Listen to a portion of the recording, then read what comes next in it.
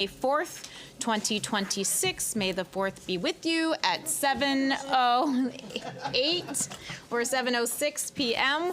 We're going to start with a prayer by Councilor Allegro, followed by the Pledge of Allegiance.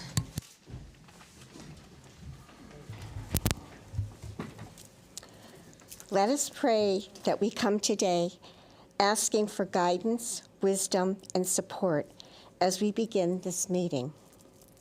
Let us engage in meaningful discussions and grow closer as a group and nurture the bonds of community. Amen. Amen. I pledge allegiance to the flag of the United States of America and to the republic for which it stands, one nation, under God, indivisible, with liberty and justice for all. Thank you. Item 3, can I get roll call, please? Councilor Allegro. Here. Mayor Sakala.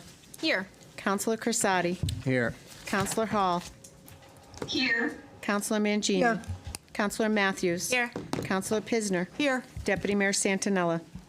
Here.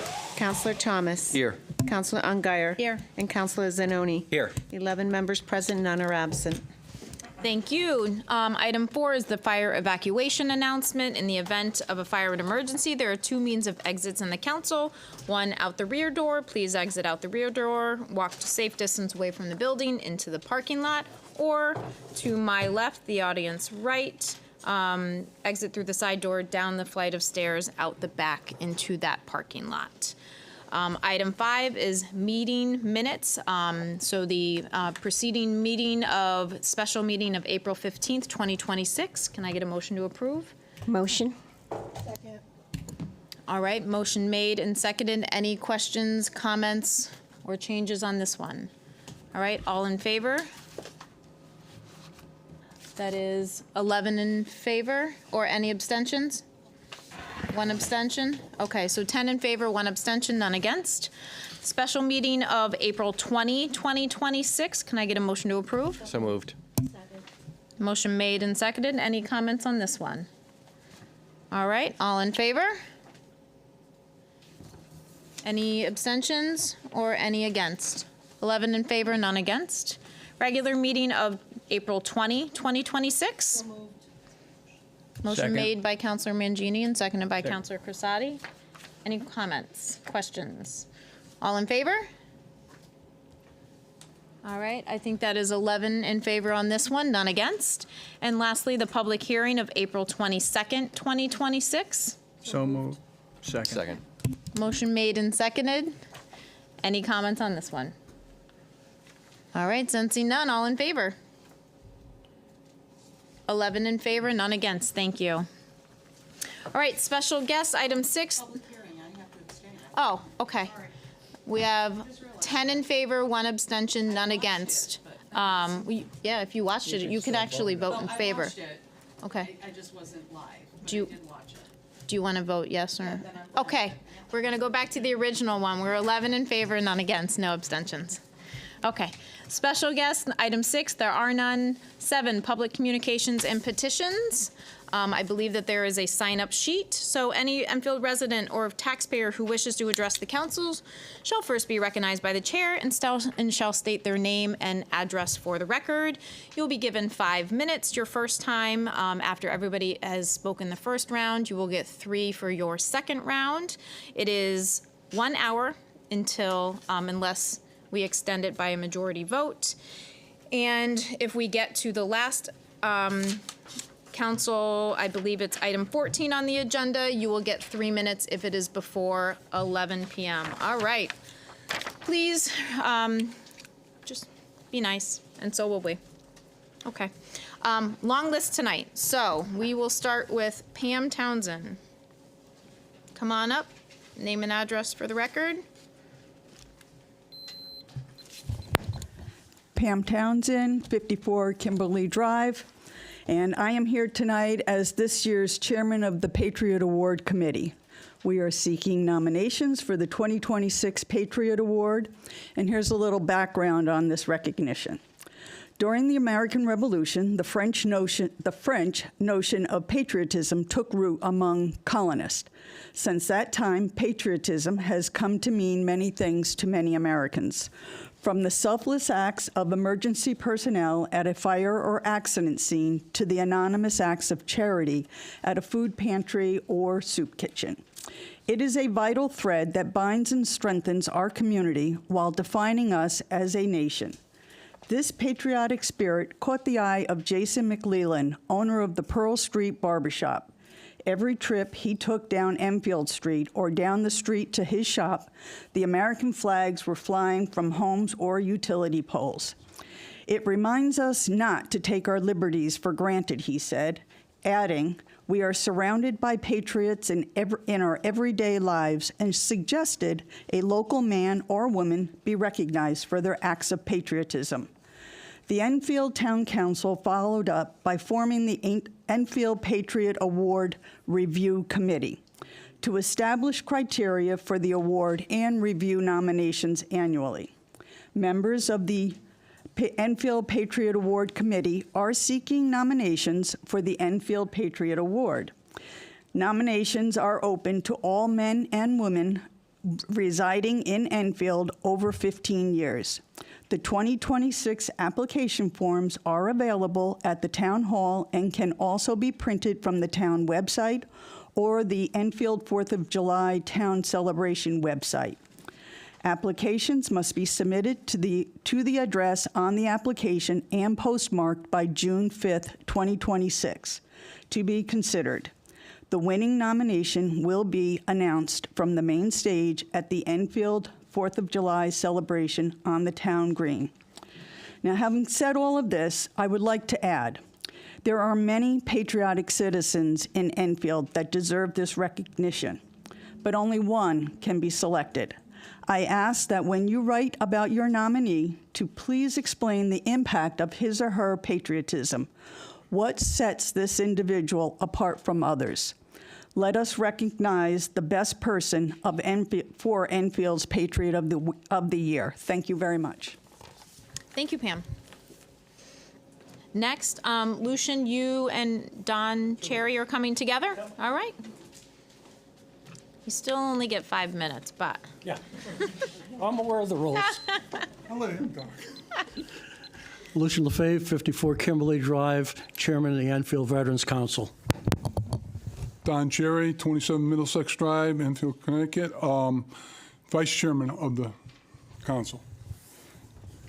Okay, we're here to talk about our upcoming Memorial Day Parade on 24 May. And I brought my sign with me again. And I will hold it up for the people at home, and it's double-sided so the audience behind me can see it also. These signs will be all over town the week leading into the parade. We didn't put a date. This way we can reuse them year after year. So we put them out, like I said, at various places. These signs do cost us money, so I ask people not to steal our signs. We have lost a few in the past few years. I don't understand why somebody takes them, but that's beside the point.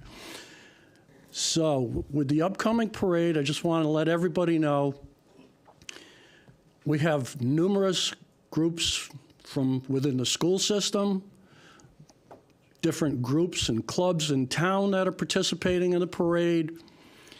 And I ask anybody who wishes to participate in the parade, please give me a call at 860-463-7168. Again, that's 860-463-7168. If you plan to participate in the parade, and we need to know the size of the group, whether there's vehicles, just people marching, so we can properly put you in the different divisions of the parade. We have minimal requirements that we adhere to for our parades. First and foremost, has to be patriotic. The next ones are nothing political and nothing controversial. This is about veterans. Our Memorial Day Parade, we honor the veterans who are no longer with us. When it comes time for Veterans Day, we honor the veterans that are still with us and still serving in uniform. So again, anybody wishing to participate, give me a call at those at my phone number, and we can plug you into the parade appropriately into a division where we try to balance out the division. So that's why we need to know the size, whether they're marching units, vehicles, how many, so we can do it that way. So again, we're looking forward to the 24th, and it's going to be good weather. It's only rained on the parade twice in the 16 years I've been doing it. So I'm always positive about the weather, but we always have Enfield High School as a backup for the ceremony. And as you all know, I always say the parade is kind of the icing on the cake, the meat and potatoes, and the main thing about this is the ceremony at the town green. So hopefully people will come to the town green to participate and at least be involved in the ceremony. So thank you. Thank you, gentlemen. George Young.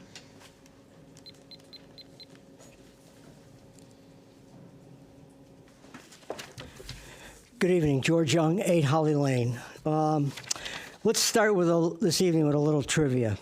Did you know that the original Houston Astrodome opened on April 9th, 1965 at a cost of $35 million, which was slightly under the cost of the water pollution control plant? I was there in August of 1965 taking a baseball game. I was in the area on assignment from the Air Force and was fortunate enough to have enough time to see a ball game.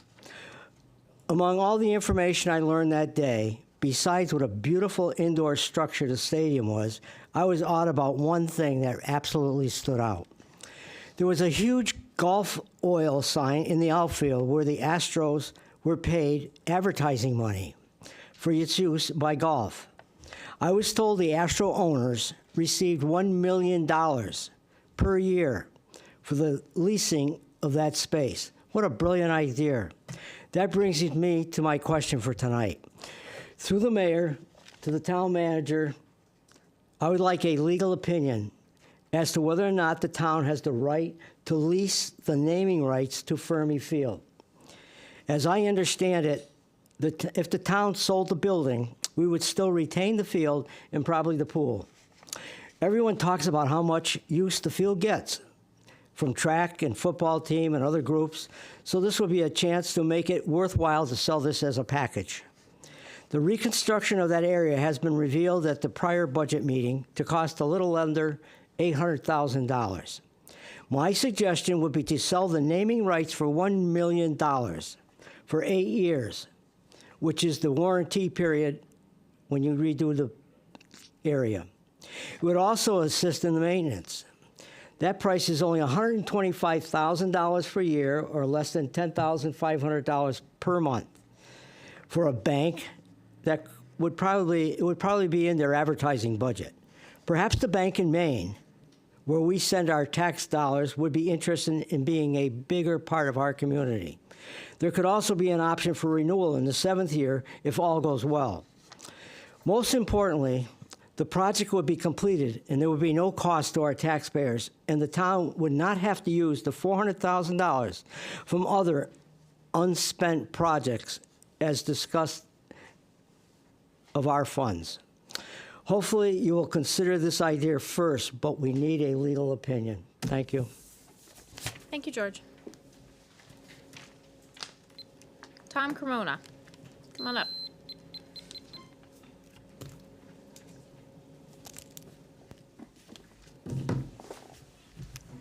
Hi, good evening. Tom Cremona, 19 Tyler Road, lifelong resident of Enfield. You know, I'm always a little hesitant to come up here and speak, only from the perspective of I'm just one voice. And I don't know how much weight you should put behind one voice talking to you, but I guess that's the process that we have. And so here I am. I have 2 comments for you tonight. The first is about the budget overall. I am trying to stay as close as I can to your deliberations. I'm a little hesitant because I'm not sure I'm completely up to date. But here's what I have. At the last deliberation meeting, what I believe I heard was that one of the caucuses, the Democratic caucus, has said, we're prepared to approve the Board of Ed budget as submitted. That's what I think I heard. And if I did hear that right, I'm here to say, you know what?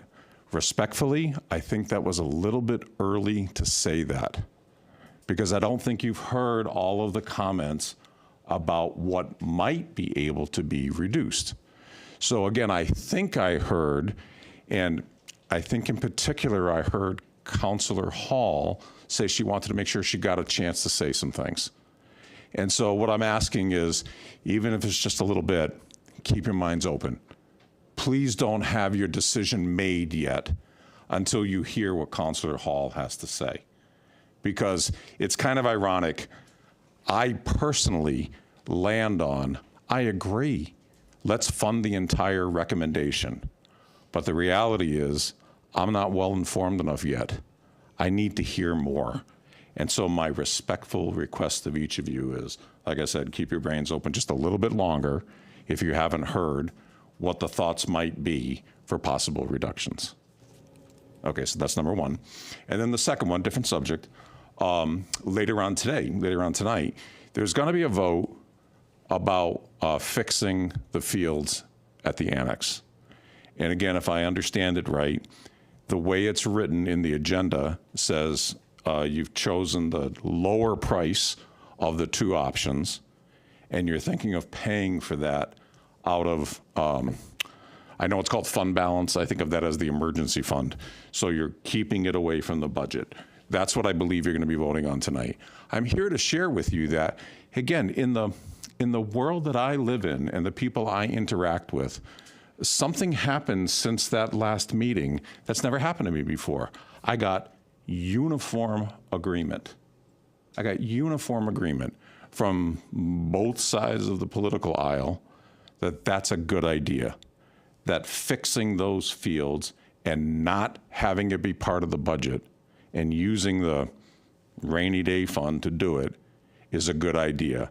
I heard the previous speaker about possibly recovering the funds down the road. Great, all for that. But in terms of trying to get this fixed, I thought the discussion that your group had about the issue was excellent. And I heard every opinion. And I don't think my opinion really matters, but I will say that the group that I interact with is fully supportive. So as you prepare for your vote tonight, I thought that would be important to hear. And that's all I have for you. Thank you for your time. Thank you very much. Tony?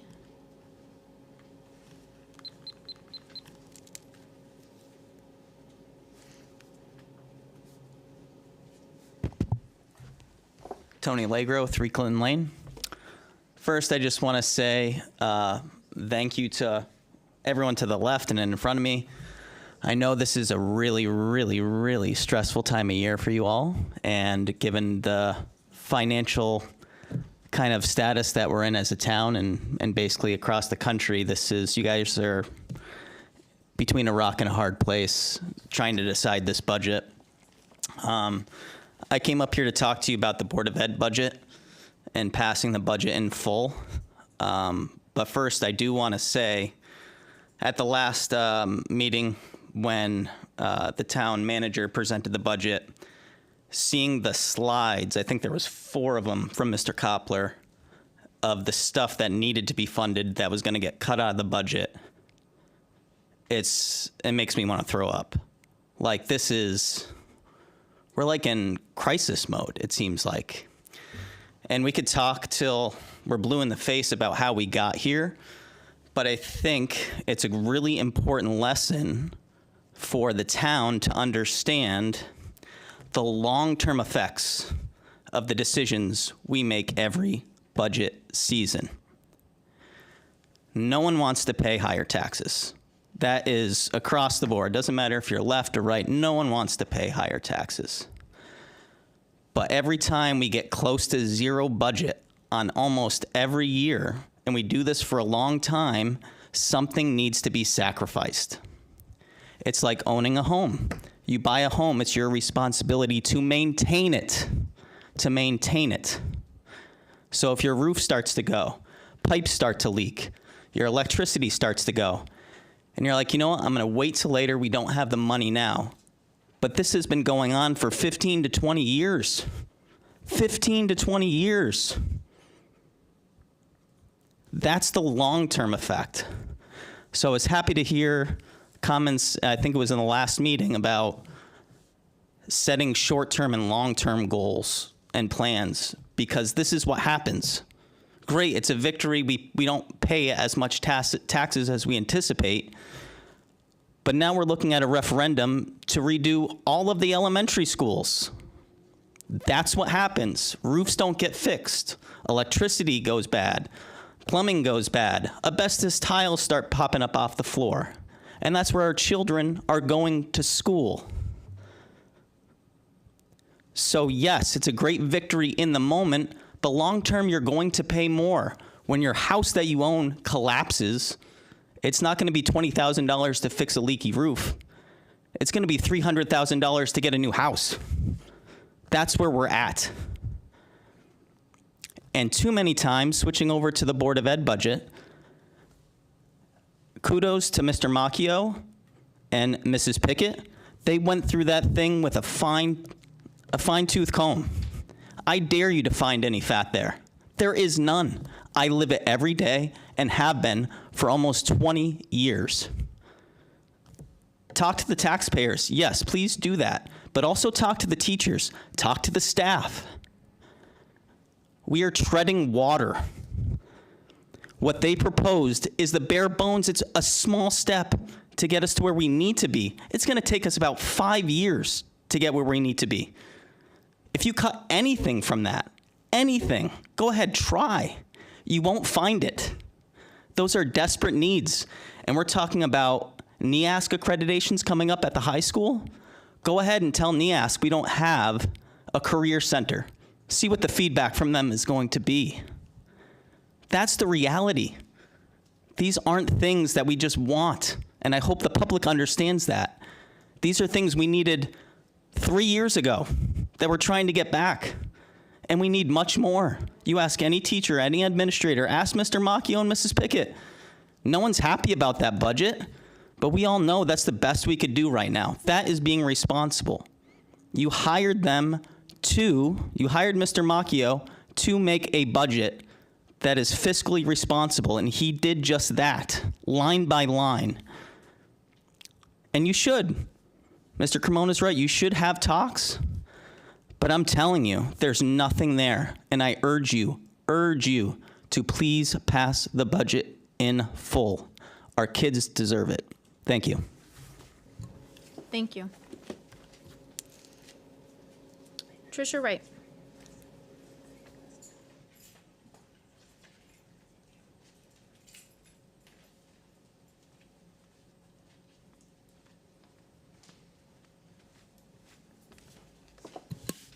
Hi, Tricia Wright, 66 Oakwood Street, and I promise none of us met before the meeting tonight, but it's gonna kind of sound like we did. I'm gonna echo what a lot of the people have already said. I believe the budget for the Board of Ed should be passed in full. It's making up, as Tony just said, it's making up for things that they need, but I feel it's also setting us up for success for when the referendum passes. Yes, I'm putting that out there. And because we need to do that. And I'm gonna go back to what I said a couple weeks ago at our conversation. Choices have been made.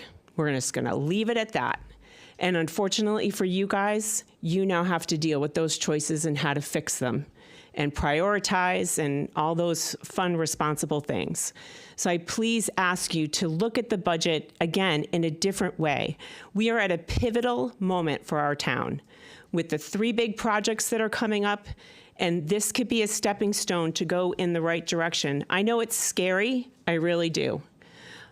But if you look at it in a different way, reframe your mind.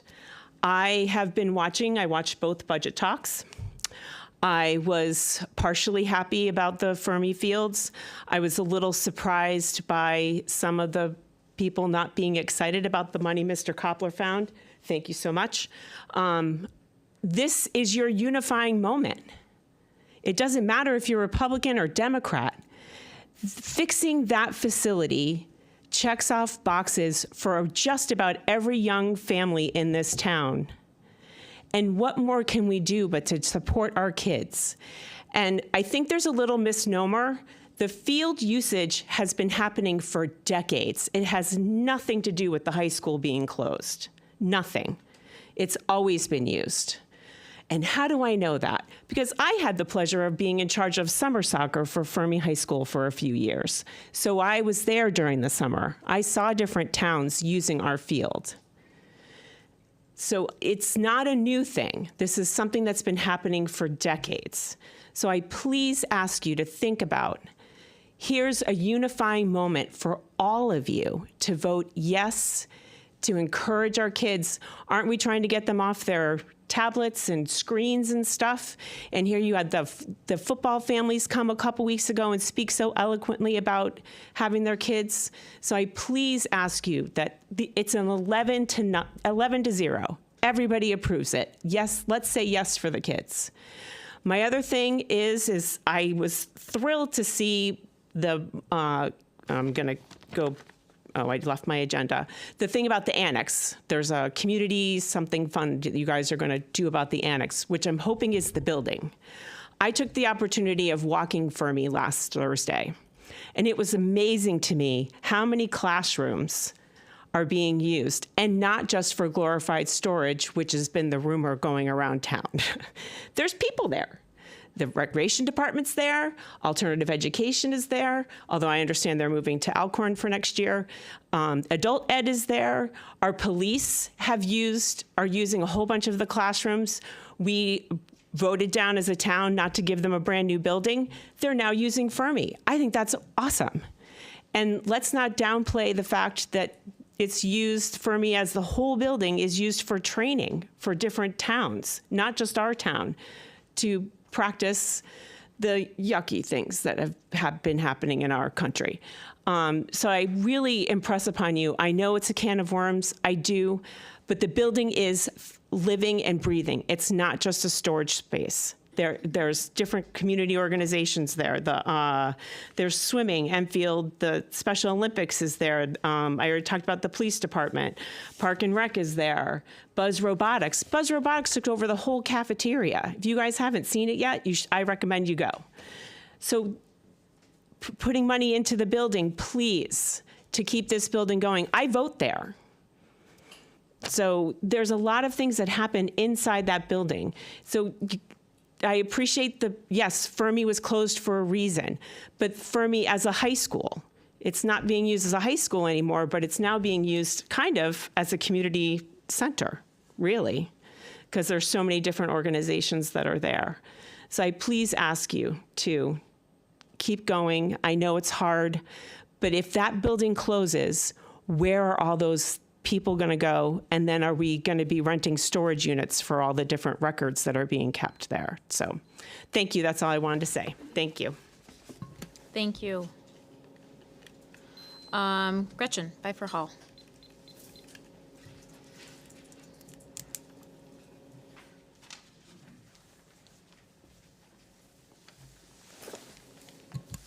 Gretchen Pfeiffer Hall, 4 Summers Road. First, on behalf of the Hazardville Institute Conservancy Society, I want to thank you for putting the resolution authorizing the town to submit a community investment fund application for our project. We are very grateful, and I hope that it will be unanimous support for this resolution. We're a shovel-ready project, and Aaron Markovich, I think, will do a great job crafting the application. I think he has a real good feel for our project and have high hopes that this will be the time that our project is selected for funds. The other thing that I wanted to bring up is the oak tree that's planted on the side of the east side of the Town Hall building. That tree was planted in memory of Roger Olson, who was a longtime member of the Conservation Commission. He passed away in 2004, And I think we planted it either that year or the next year, so it's been there for over 20 years, and it's not looking very good. And I would ask that our tree warden and whoever else can look at that tree to see what can be done to save it, because it looks like if it continues the way it is, that it's going to die. And lastly, there was an article in the JI yesterday, I think it was, about vehicle registration, and Councilman Santinella had raised the idea of doing this same thing where Verdin hired a company that goes around and looks for vehicles that are basically living in their community but registered somewhere else. And it was a way to recoup funds that were missing. And that's it. Thank you. Thank you. Karen.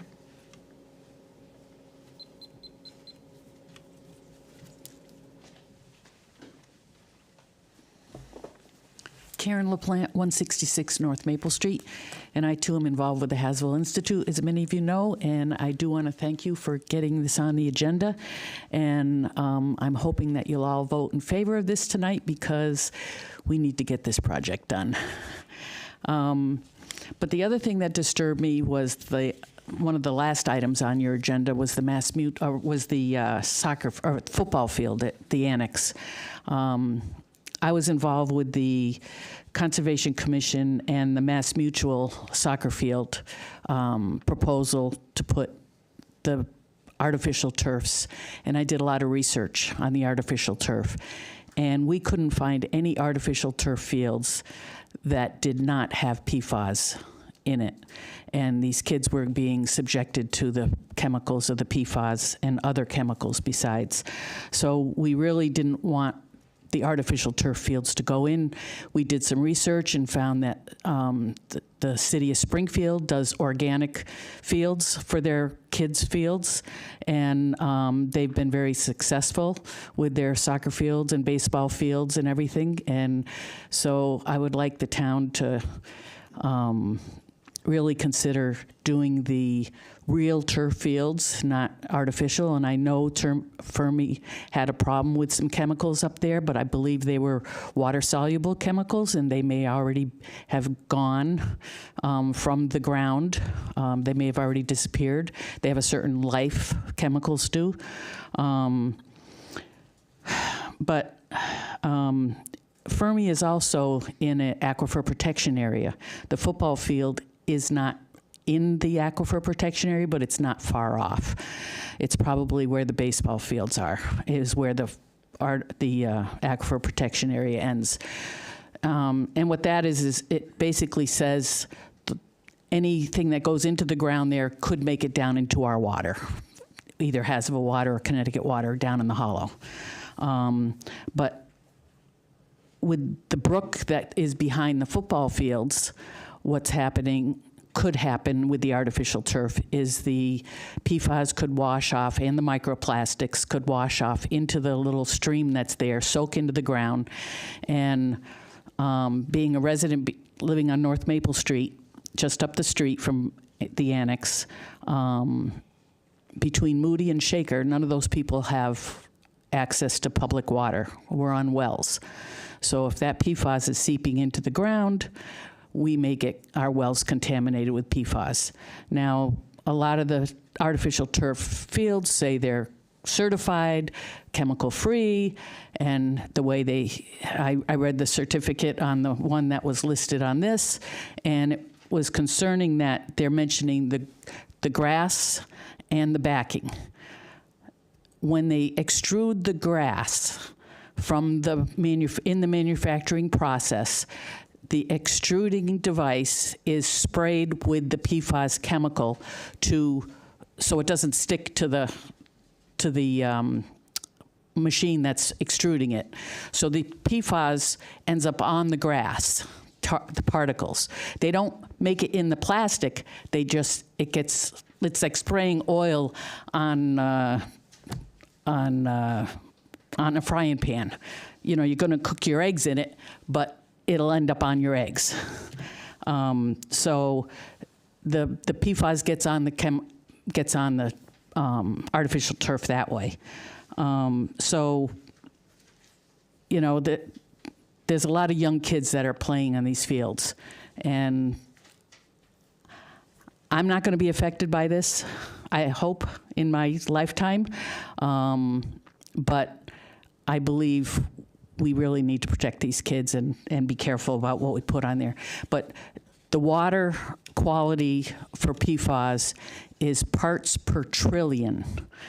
And what was admitted at the hearings at the Mass Mutual project was that they were testing at parts per million or parts per billion, and there was no PFAS found. But if they tested at parts per trillion, they would have found it. So just take that into consideration. I just would like to see a nice, safe field for these kids. Thank you. Thank you, Karen. All right, that is everyone on the list. Anyone else for the first time? All right, anyone for the second time? Anyone for the second time? All right, public communications is closed. All right, next item on the agenda, 8, is counselor communications. So you don't have any tonight because she does. No. Go ahead, Lori. Much. Okay, so the last little bit, we've been crunching numbers and talking budget and all that. So I'm going to do something a little bit different and talk about history in Enfield. We have a rich history, the tapestry of Enfield, everywhere you look. And one of our history teachers just left. I was hoping it was still going to be here. But there's other history enthusiasts in the audience. I wanted to take a minute to talk about what happened a week ago Saturday.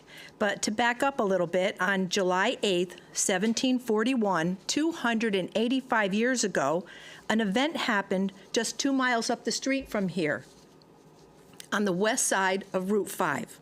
A man named Jonathan Edwards, he preached a message of fire and brimstone called Sinners in the Hand of an Angry God.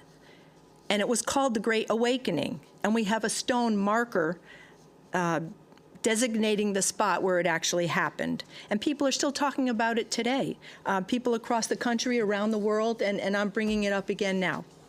Almost 100 years ago, and I think Councilor Mangini would agree with me, the Daughters of the American Revolution, they used the resources that they could at the time, and it was during the Great Depression, that they put money together and they built a beautiful marker that was there for almost 100 years to commemorate that historic spot. Also at that time, they wanted to celebrate the 250th anniversary of the founding of Enfield. So I'm going to show you a picture of the stone when it was first put up.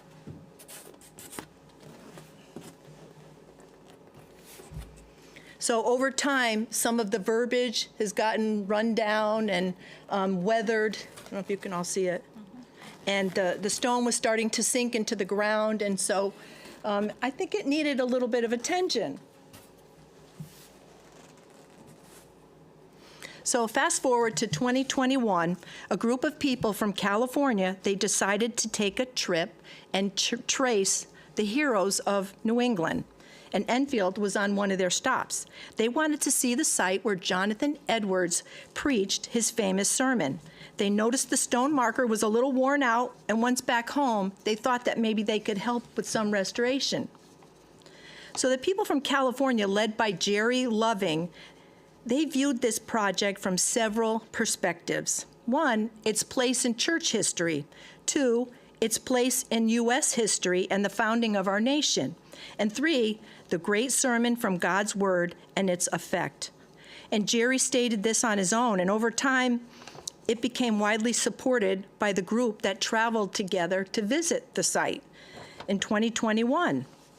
So with the help from DAR, the Daughters of the American Revolution, and people from Connecticut, Vermont, Pennsylvania, California, this marker received its renovation.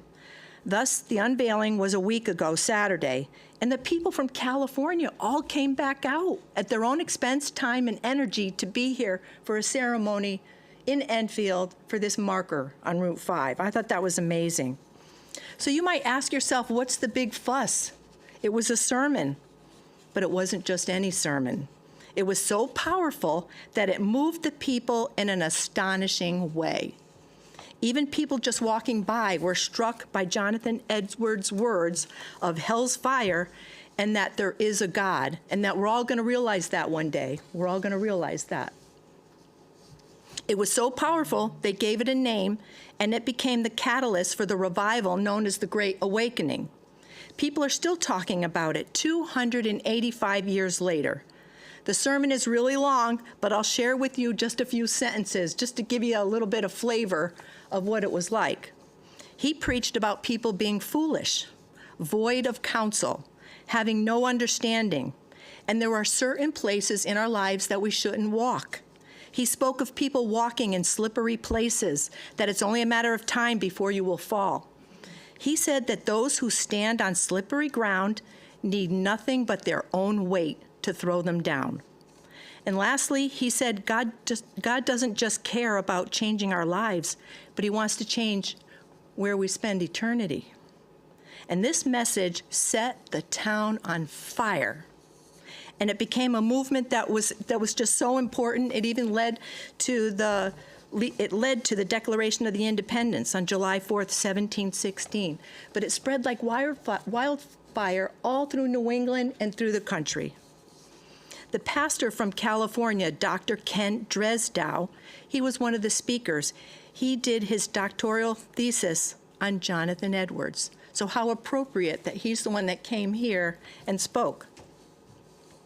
I'd like to thank Dr. Dresdow, Mr. Loving, Lori Edwards, and the DAR, the Enfield Historical Society, Aaron Markovich and Christie, and John Kissel, and our builders, Enfield's own Rogers Memorial Studio. They worked to implement the design by Jerry Loving to receive favorable reviews by the state of Connecticut and the Historical Commission. I'd now like to show you how it turned out.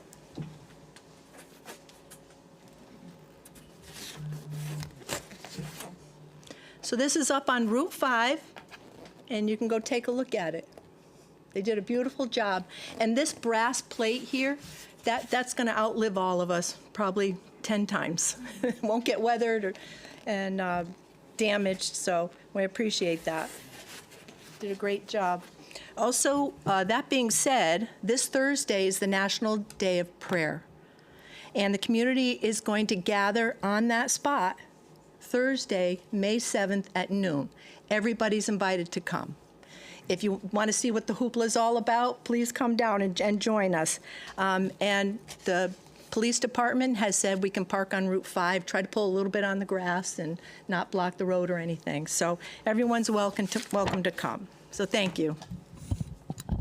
Can I correct that? Oh, what? So what they had said was you can't park wherever there's a no parking sign. Right, or a fire hydrant Yeah. or something like that. Well, I drive down that road all the time. There's no parking there because there's not a place where there isn't a no parking sign in that area. So, Okay. yeah, so All there right. isn't any parking along there. What I would suggest is maybe reaching out, you have Martha Parsons, I don't know how many people can park there, or the Felician Sisters maybe might be able to provide Right. a little bit of a walk. And the but- old Montessori school, and the podiatrist is across the street. But it's probably only going to be a half hour that people are going to be there, so it's not for an extended period of time. Yeah, I'm just saying, I know that what they had said is wherever there isn't a no parking sign, but. Then they could park. But They're all is along the street. No, Okay, all right, well, thank No you. areas there. All right, Yeah. we'll have to find somewhere else. Yeah. Thank you. Yep. All set? All right, thank you. Counselor Matthews? Yeah. Good evening. Thank you, Alex. I wanted to take a sharp left from budget and fields and tell everybody a little bit about what your counselors do for professional development in order to be better stewards for our communities, because as you know, some of us haven't done this before, and we're doing our best to try to learn on the job and take whatever resources we can to make sure that we are doing the best job that we can. So this is from Enfield to the national stage, where Councilor Ungary, Councilor Mangini, Councilor Zanoni, and myself attended the National League of Cities Congressional City Conference in Washington, D.C. this past March. Point anywhere? Yes, okay. For those of you who may not be familiar, the National League of Cities is the largest organization in the country dedicated to representing municipalities, cities, towns, and villages, just like Enfield. It serves more than 200 million Americans and gives local governments a direct voice in federal policy decisions that affect our daily lives. This year's conference drew more than 2,800 local leaders from across the nation. Of course, of those, over 1,100 local elected officials, including members of our delegation, met personally with members of Congress to advocate for their communities. Enfield's participation in this organization means we have a place at the table when decisions are made that affect our residents, our services, and our future. That access is significant, and we do not take that lightly. To understand why this conference matters, and matters for Enfield, is because it'll help to understand where we are as a community. We are navigating a significant economic shift. Lego, one of our largest employers, is completing its relocation to Boston, taking with it hundreds of jobs and a meaningful portion of our commercial tax base. We are also exploring a mixed-use project at the Enfield Mall site. These challenges must be addressed with clear thinking and informed action.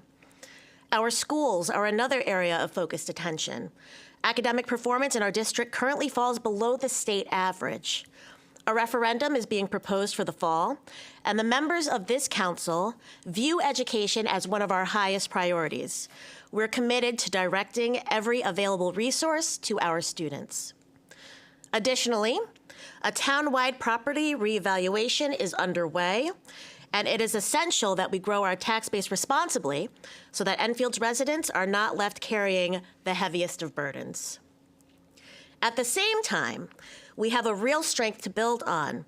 One of them is the new rail station expansion that positions Enfield as a regional connector. Another one is a council with a clear mandate for progress, and now even a stronger presence on the national stage. So our conference took place on March 14th through the 18th in Washington, D.C. Pre-conference days were dedicated to professional development and leadership training, alongside elected officials from municipalities all across the country. The opening day featured national policy experts and issue-focused workshops, and the conferences concluded with Hill Day, where local leaders walked directly into congressional national offices to advocate for their communities. Our delegation did not attend a single track. Councilor Ungary, Councilor Mangini, Councilor Zanoni, and I attended different sessions to ensure that we returned with the broadest possible picture of what is available and relevant to Enfield specifically. Together, we covered human development, public safety, economic development, small cities, and transportation and infrastructure. Every session was chosen specifically with Enfield in mind. Some key takeaways from our sessions include, on the Human Development Square, federal programs that provide support for food insecurity, housing stability, and job training, which are currently at risk for reduced funding. Communities that are present and vocal in Washington are better positioned to help protect those resources. This directly is relevant to the work of human services organizations and our broader network here in town. On the Public Safety Square, our delegation learned about a federal cybersecurity program available to small municipalities that we have not previously been aware of. We also gained exposure to approaches being used across the country to address the causes of community safety challenges, not simply to respond after the fact. It is worth noting that the Public Safety and Economic Development committees are closely connected, and communities that are safe attract families and investments. On the economic development in small cities side, counselors attended sessions that brought awareness of federal resources specifically designed for communities experiencing major economic transitions that look very much like Enfield's. We also connected with a dedicated national network of leaders from cities and towns our size who face the same kinds of pressures that we do. On the transportation and infrastructure side, our delegation learned that federal infrastructure funding is available to municipalities and that demonstrate forward thinking and planning. Enfield's upcoming train station expansion and our adoption of a complete streets approach, which means designing roads and sidewalks to serve residents, not just drivers, are exactly the kinds of investments that put a community in a stronger economic position. Our delegation returned with a greater awareness across every one of these areas. Hill Day was in many respects the most impactful portion of the conference. It's a day when preparation becomes action. More than 1,100 local elected officials entered congressional offices and met directly with their representatives and staff. Our delegation participated in those meetings as advocates, not for any political party, but for the residents and community of Enfield. We advocated for federal infrastructure funding to flow directly to local governments so that the benefit reaches communities without unnecessary delay. We pushed for continued investment in affordable internet access and for the renewal of cybersecurity programs that protect smaller municipalities from digital threats. We also spoke on behalf of Enfield's working families, nearly 3 out of 10 who spend more than 30% of their income on housing, and called for supportive programs that address that burden. We asked Congress to protect the financial tools that allow municipalities like ours to fund necessary improvements without placing additional tax pressures on residents. And we advocated for a simpler, more accessible process for smaller towns pursuing clean energy and infrastructure projects. Communities that are present are communities that are heard, and the towns that show up are the ones that get remembered. Now, there is one theme that rose above all others in this conference, and that came from leaders representing every party, every region, and every kind of community in this country. They told us that bipartisanship is not a compromise, it is a requirement. After all, we are public servants. Regardless of the party affiliation next to any of our names, we were each chosen by the residents of this community to serve them. Their needs must come first. That is not a position, it is an obligation. When elected officials allow political differences to become roadblocks, it is not those officials who bear the cost. It is the families who depend on our schools. It is the residents who rely on safe streets and reliable services. It is the neighbors who trusted us to act on their behalf. The goals that have been set by this administration are goals for all of us. When we pursue them together, with cooperation, without unnecessary opposition, we are more effective, and Enfield is better served. We are all committed to working with our colleagues regardless of party, and we are committed to moving Enfield forward. That is not a political statement. It's a standard that we intend to uphold and learn so fastidiously through this conference. Almost done. Our delegation traveled to Washington to learn, to listen, and to ensure that Enfield is part of the national conversation. With respect to our grand list and economic development, our delegation is more aware of federal resources that exist specifically for communities managing the kind of economic transition that Enfield is experiencing. You cannot pursue resources if you don't know they exist. With respect to our schools, we gained a clearer understanding of how federal education funding is directed towards communities that demonstrate a commitment to their students.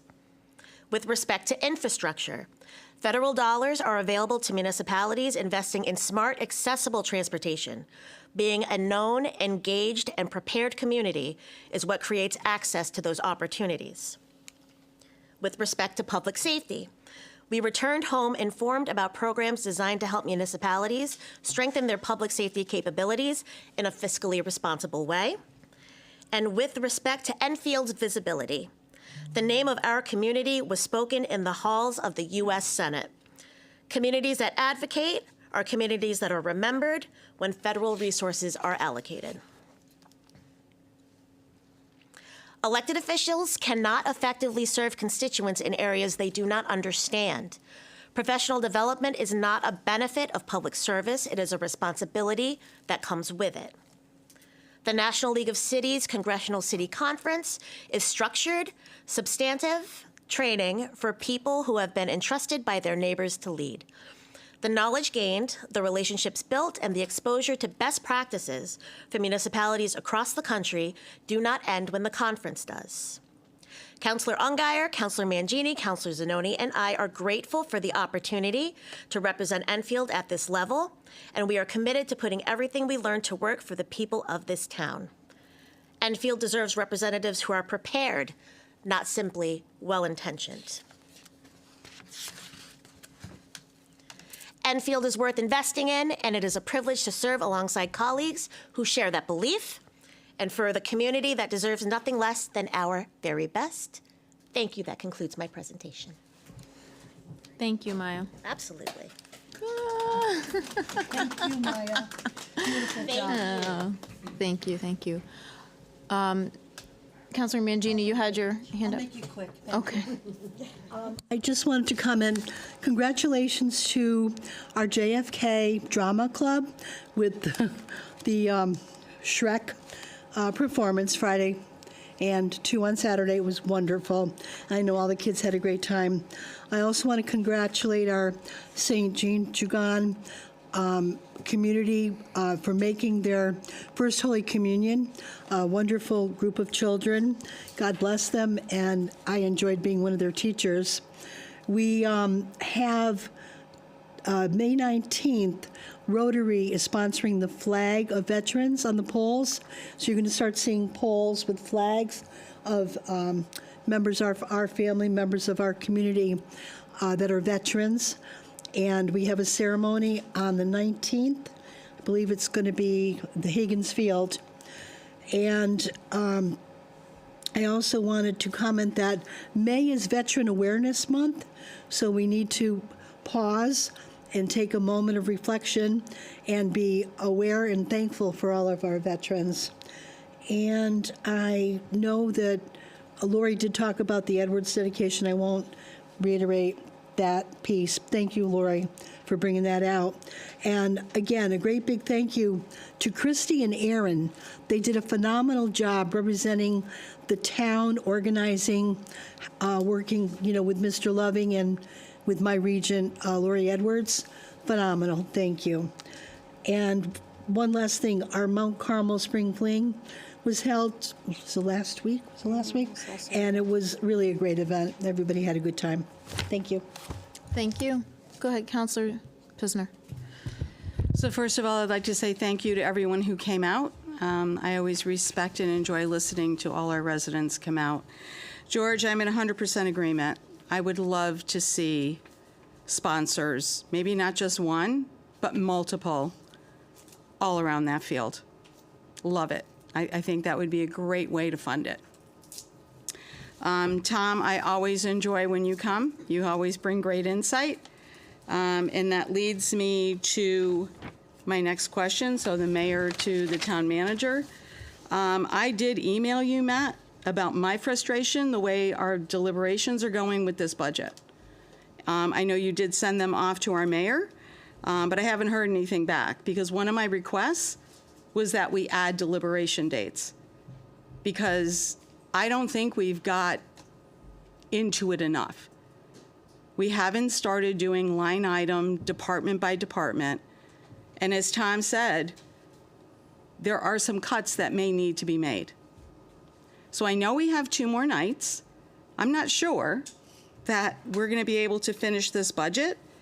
So I just want to put it out there that I feel the first 2 nights of our deliberation were not solid deliberations. The first night, we discussed the annex field, which had nothing to do with the budget. And the second night, we discussed vehicles, which, yes, have to do with the budget, but it was an hour and a half of what vehicles needed to be replaced and why vehicles needed to be replaced. We still have a budget book that needs to be done. And I would like to see more nights added because I don't think we're going to complete it in 2 nights. I just want to put it out there. And again, I didn't get an answer back from Matt, so I figured I'd bring it up tonight. On a nice note, I want to congratulate all our artists. I did go to the art show. I go every year. I'm always amazed at the talent that we have in our high school, our grammar schools, and our junior high. I am exceptionally proud of my granddaughter who won the fire poster contest this year for the grammar schools. She did not win the state, but she did win the town. So shout out to my granddaughter, my budding little artist. And I too did go to Spring Fling. It's always fun. So, and that's it. Thank you. Counselor Hall?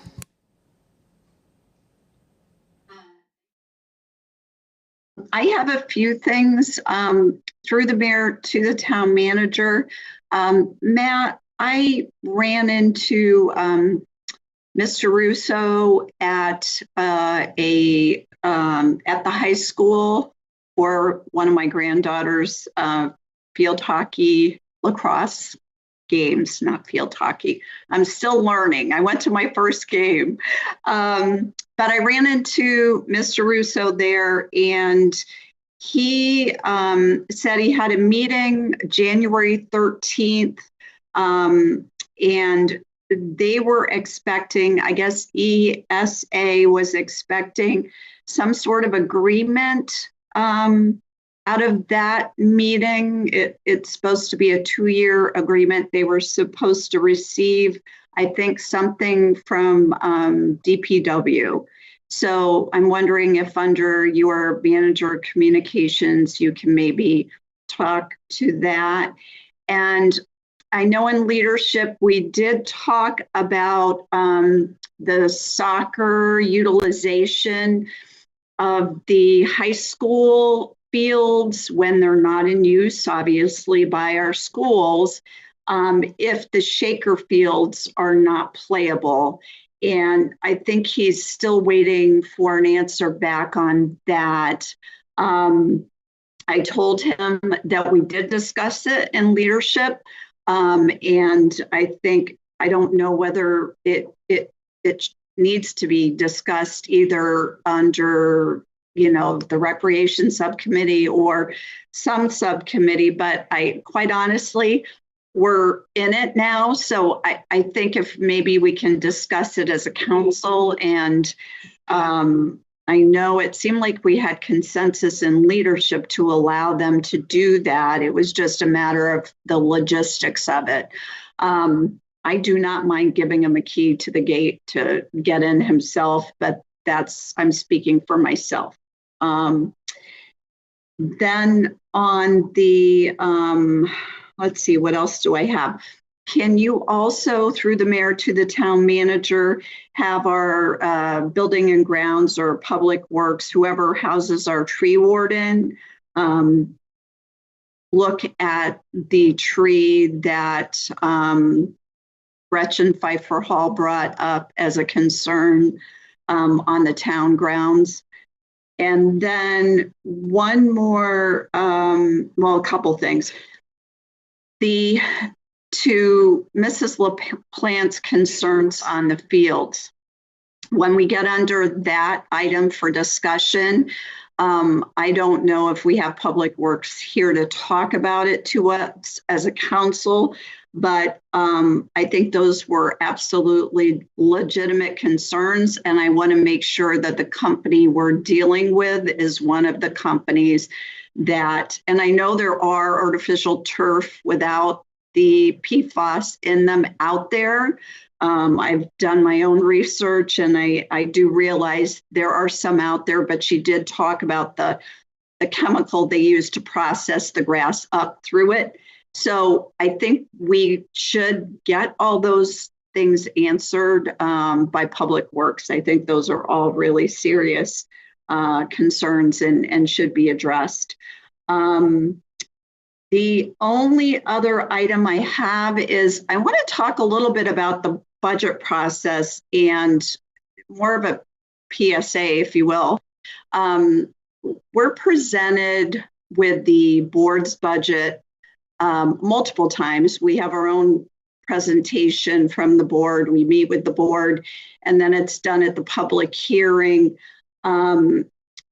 We have our public hearing, and we're given the budget document about over a month ago, right? We start looking through the budget books ourselves.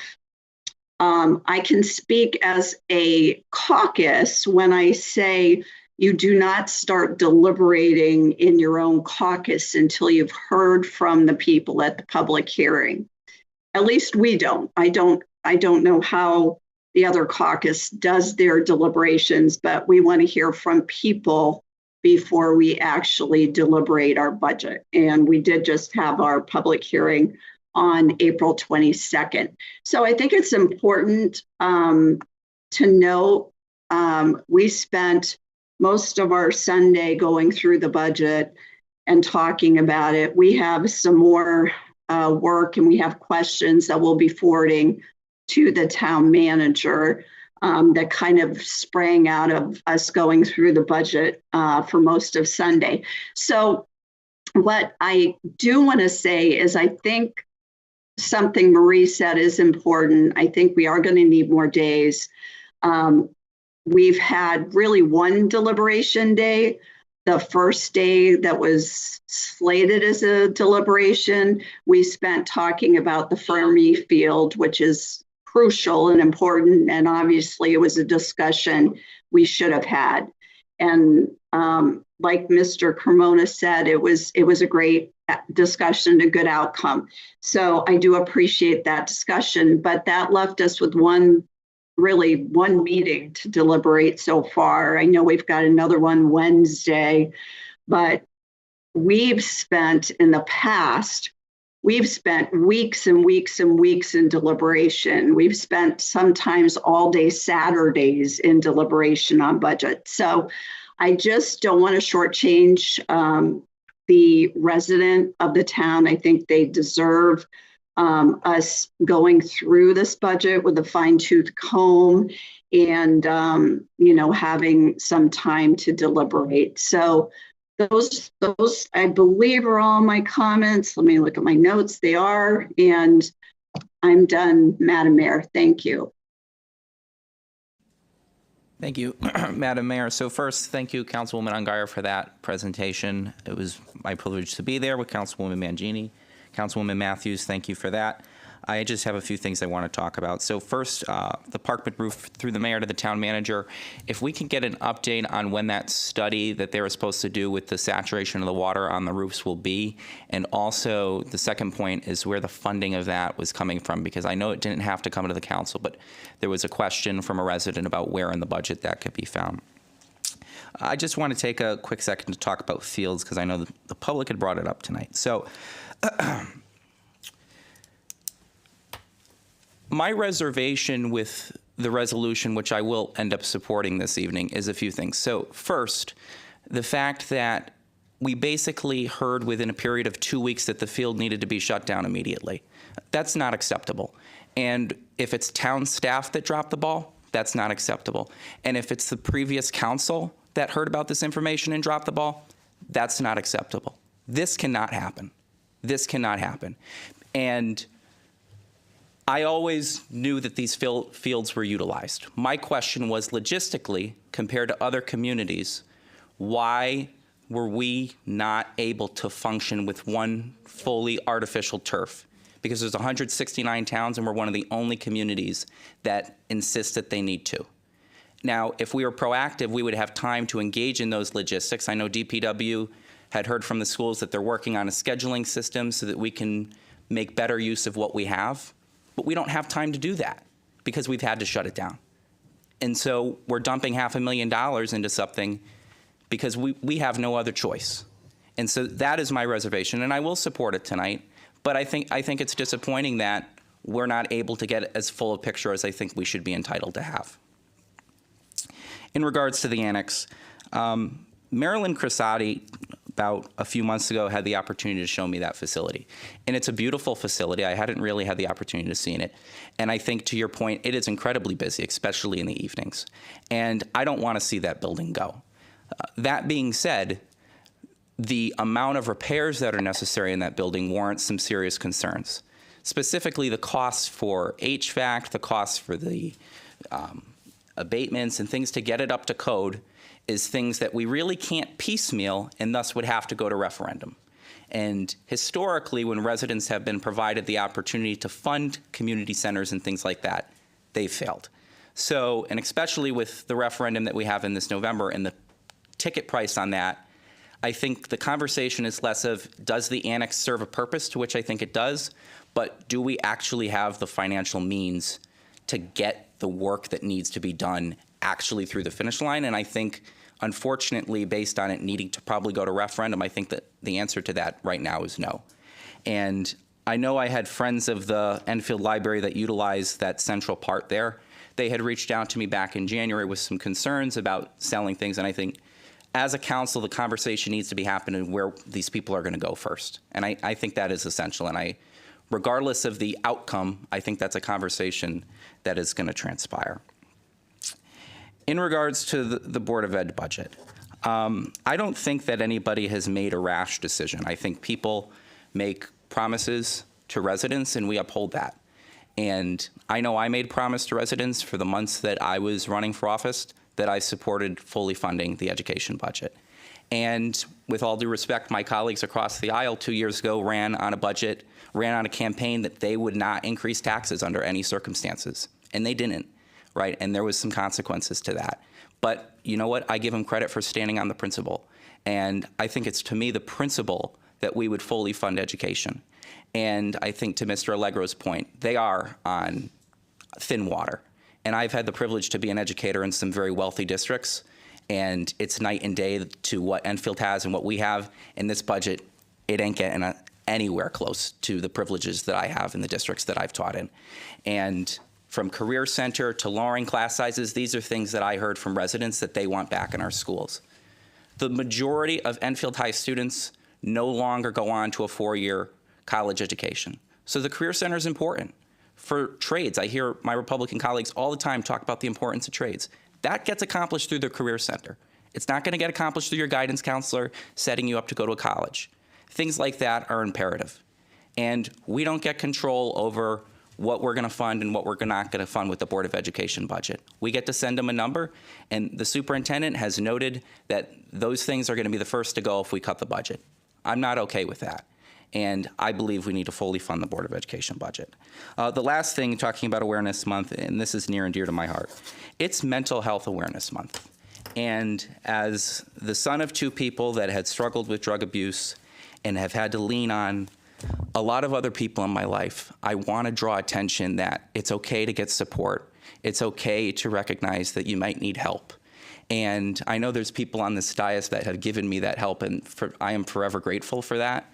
And I just want to know, as a town councilor to residents, if you don't feel like you have people to go to, I'm one of those people, and I'm happy to do everything I can to provide whatever support and guidance to the town services that we provide with that matter. I think it's incredibly important, and there's a stigma around that, and that's just not okay either. And I want people to be able to get the supports that they need so that they can live a happy life. And I know that I can credit teachers. It's Teacher Appreciation Week. They, more than once made a significant difference in decisions that I, probably would have made otherwise. So it's incredibly meaningful to me, and I wanted to draw attention to that. Thank you, Madam Mayor. Thank you. Councilor Crissati? I'm going to make this real short. Once again, thanks for everybody that came up and spoke tonight. 2 quick announcements. First of all, Teacher Appreciation Week. I would like to thank all the teachers that are in our school system and, what you do on a daily basis and your commitment to the students, you are to be commended for your efforts. So once again, to all the teachers that are out there, keep up the great work.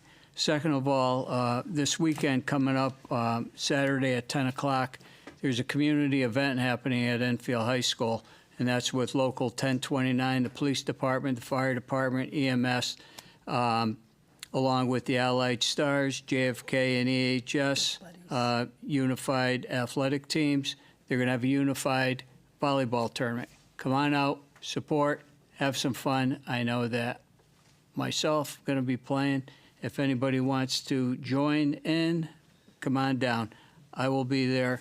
I'm going to save some of my comments for later about fields and, budget. I'll wait till tomorrow to talk about budget items and how things are going. But other than that, it's going to be I'm short tonight, so. Thank you. Deputy Mayor Santinella? You had your hand up? Thank you. Yep. Thank you, Mayor. Through the mayor to the town manager, Matt,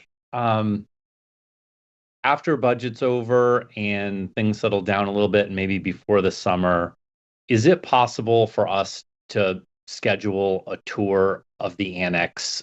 I think it would be helpful for people just to get into the bones of the place, because the problem is not walking the hallways. The problem is everywhere sort of under the hallways. And I think it would be helpful to do that. I don't know if enough people have been through there, but I would really appreciate your thoughts on doing something like that.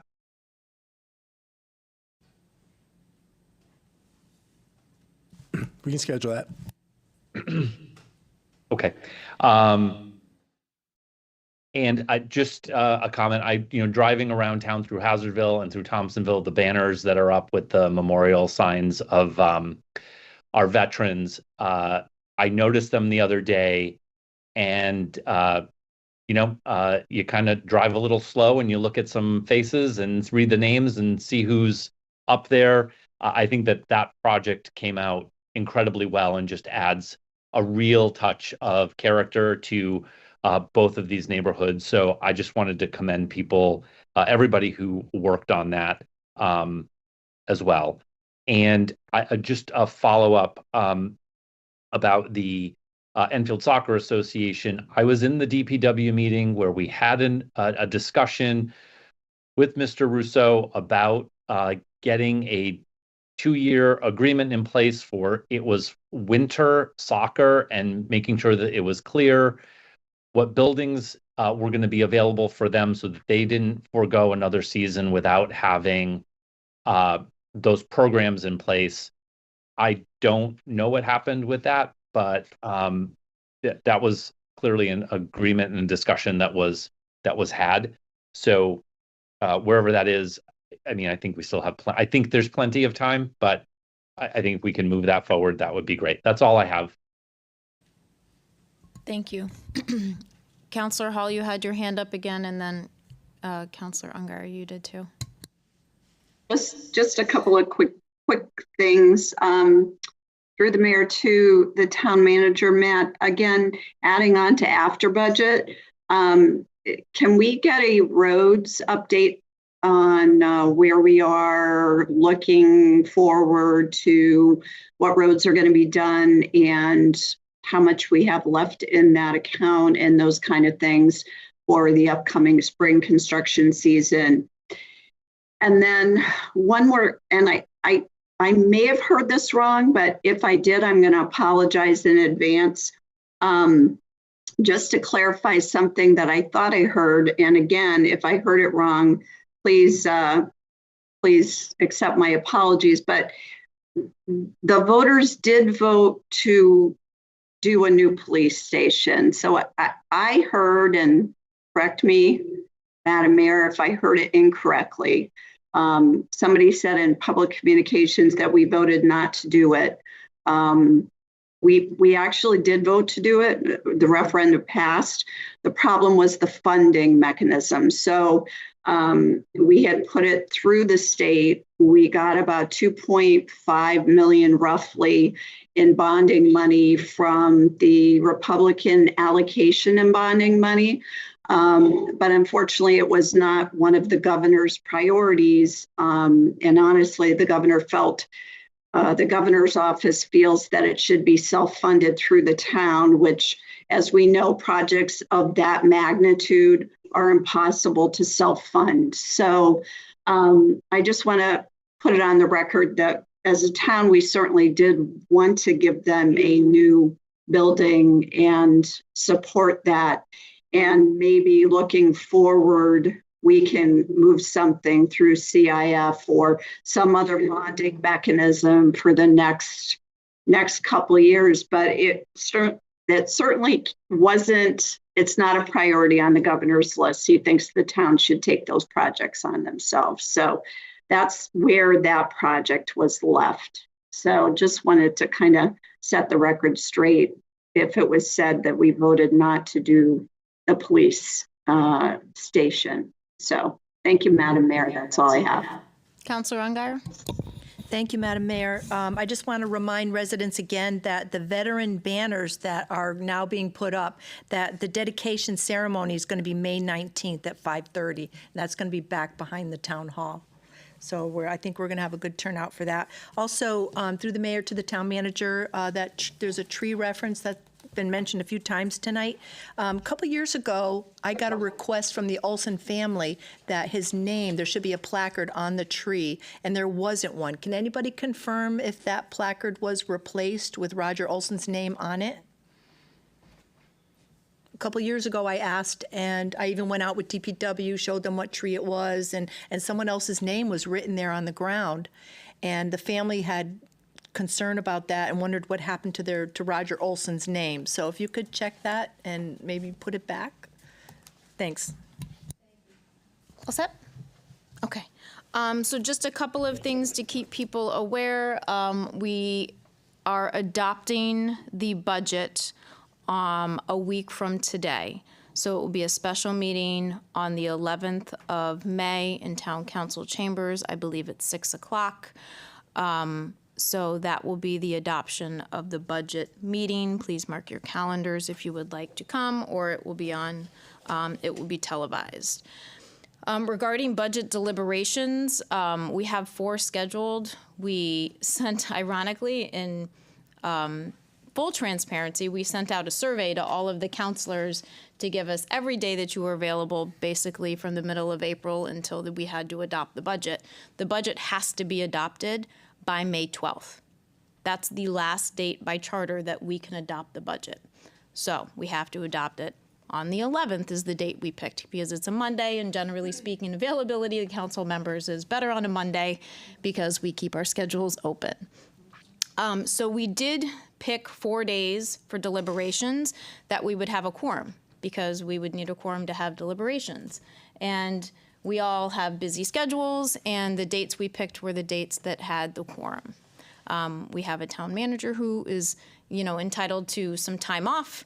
We have some holidays around the time we were doing this. The public hearing was the 22nd.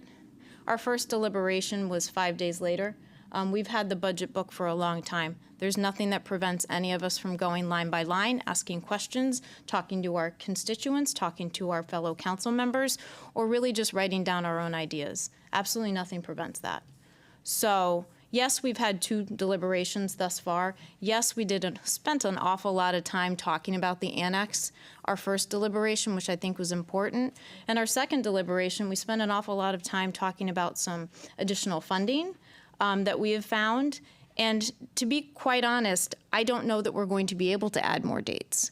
There are no more dates between Thursday's the last deliberation date and Monday when we have to adopt the budget. So there's no other available dates. I do apologize that people were busy. I included am busy, but you can't say that we don't have enough deliberation dates in one hand and we need more, and on another hand, say you have nothing to offer yet because you haven't deliberated with your caucus. So you got to pick a lane. So Town manager report, please. Good evening. Good evening. So, a few things. First, I'm going to go down the track of the track at the annex. Crews last week did remove the rubberized surface. So I don't know if you had a chance to go over there and take a look. The asphalt there is in really good shape. So that's the positive news with it. So that can be used for walking for the foreseeable future. And they did a great job of getting that removed, I think, practically in a day, maybe a little bit longer to clean it off, but it was a good project by DPW in handling that. I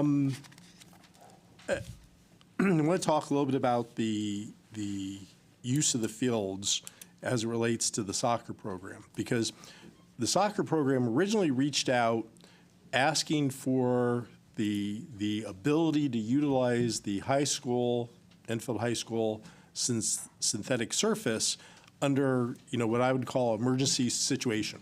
It's raining really hard for a few days. The fields that they normally play on are, inundated, can't be played on. They want to have that emergency outlet. And that was my understanding of the request that came in a couple months ago. And I think that was the auspices of how everyone talked about it is, in an emergency situation, we don't want to stand in the way, we want to help them. What just recently came was, we want more use of the Enfield High School fields because you're taking the annex field out of service, and we play there, we need it. Now, under that situation, I think council is going to have to revisit the resolution it adopted saying that the high school can only be used by the high school sports. I mean, I don't see what leadership kind of talked about, which is, well, work with them, and if they need it, work with them. This is something totally different. And I think because it being different, it definitely needs to have that reconsideration of that resolution that council adopted a few years ago that said the only people that can play on there are high school athletes. So I would recommend that if you want to explore that, we need to bring that resolution back for council to change. So I will move that forward for the next leadership so we can talk about putting that on the agenda. Yeah, we can talk about putting it on the agenda at leadership. That's fine. Okay.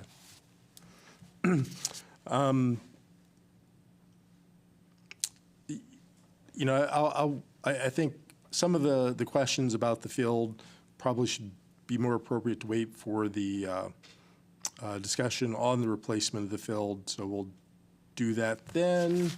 I know Steve wanted to address council with regarding one of the items that's on the consent agenda real quick, if that's okay.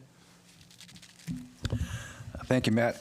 So just to elaborate further on what Councilor Ungeyer and Councilor Mangini were saying, the success of the rededication of the Jonathan Edwards Monument. It was a resounding success, and again, kudos to Aaron Markovich and Christy Koisnan for their involvement in organizing and getting it all set up. The architect from California, Jerry Loving, he loved it so much that out of a token of appreciation, he gave Aaron and Christy 2 envelopes totaling about $700, which was a great token of appreciation. I'm grateful that we have very honest employees, because they knew that they could not accept that under the Code of Ethics, but that doesn't mean it's for naught. As representatives of the town of Enfield, we then delivered it to the town of Enfield for the town council to decide what's the best way to allocate that $700, which we decided in leadership it should go to the America 250 effort that is spearheaded by Christy and Aaron Markovich. What better way to celebrate the furtherance of those monies than into the America's birthday? So I just wanted to at least touch a little bit on that, what the consent agenda is on that topic. And then second, other feel-good topic I have, if I may, because I like feel-good topics. we are going to be firing up that band shell any moment now. We had our last concert meeting today. We have to get one more band until we finalize it. And we have a great concert series. We got 3 sponsors again: Artioli Dodge, USA Waste and Recycling, and Adam and Stanley Enterprises. So not a dime of our taxpayer dollars is going to those concerts. And I'm just looking forward to it because we have a lot of good local talent coming. So stay tuned for more. Thank you. Thank you. Counselor Hall, I think you had a question for Yeah. Matt. For Matt, for Matt on his update.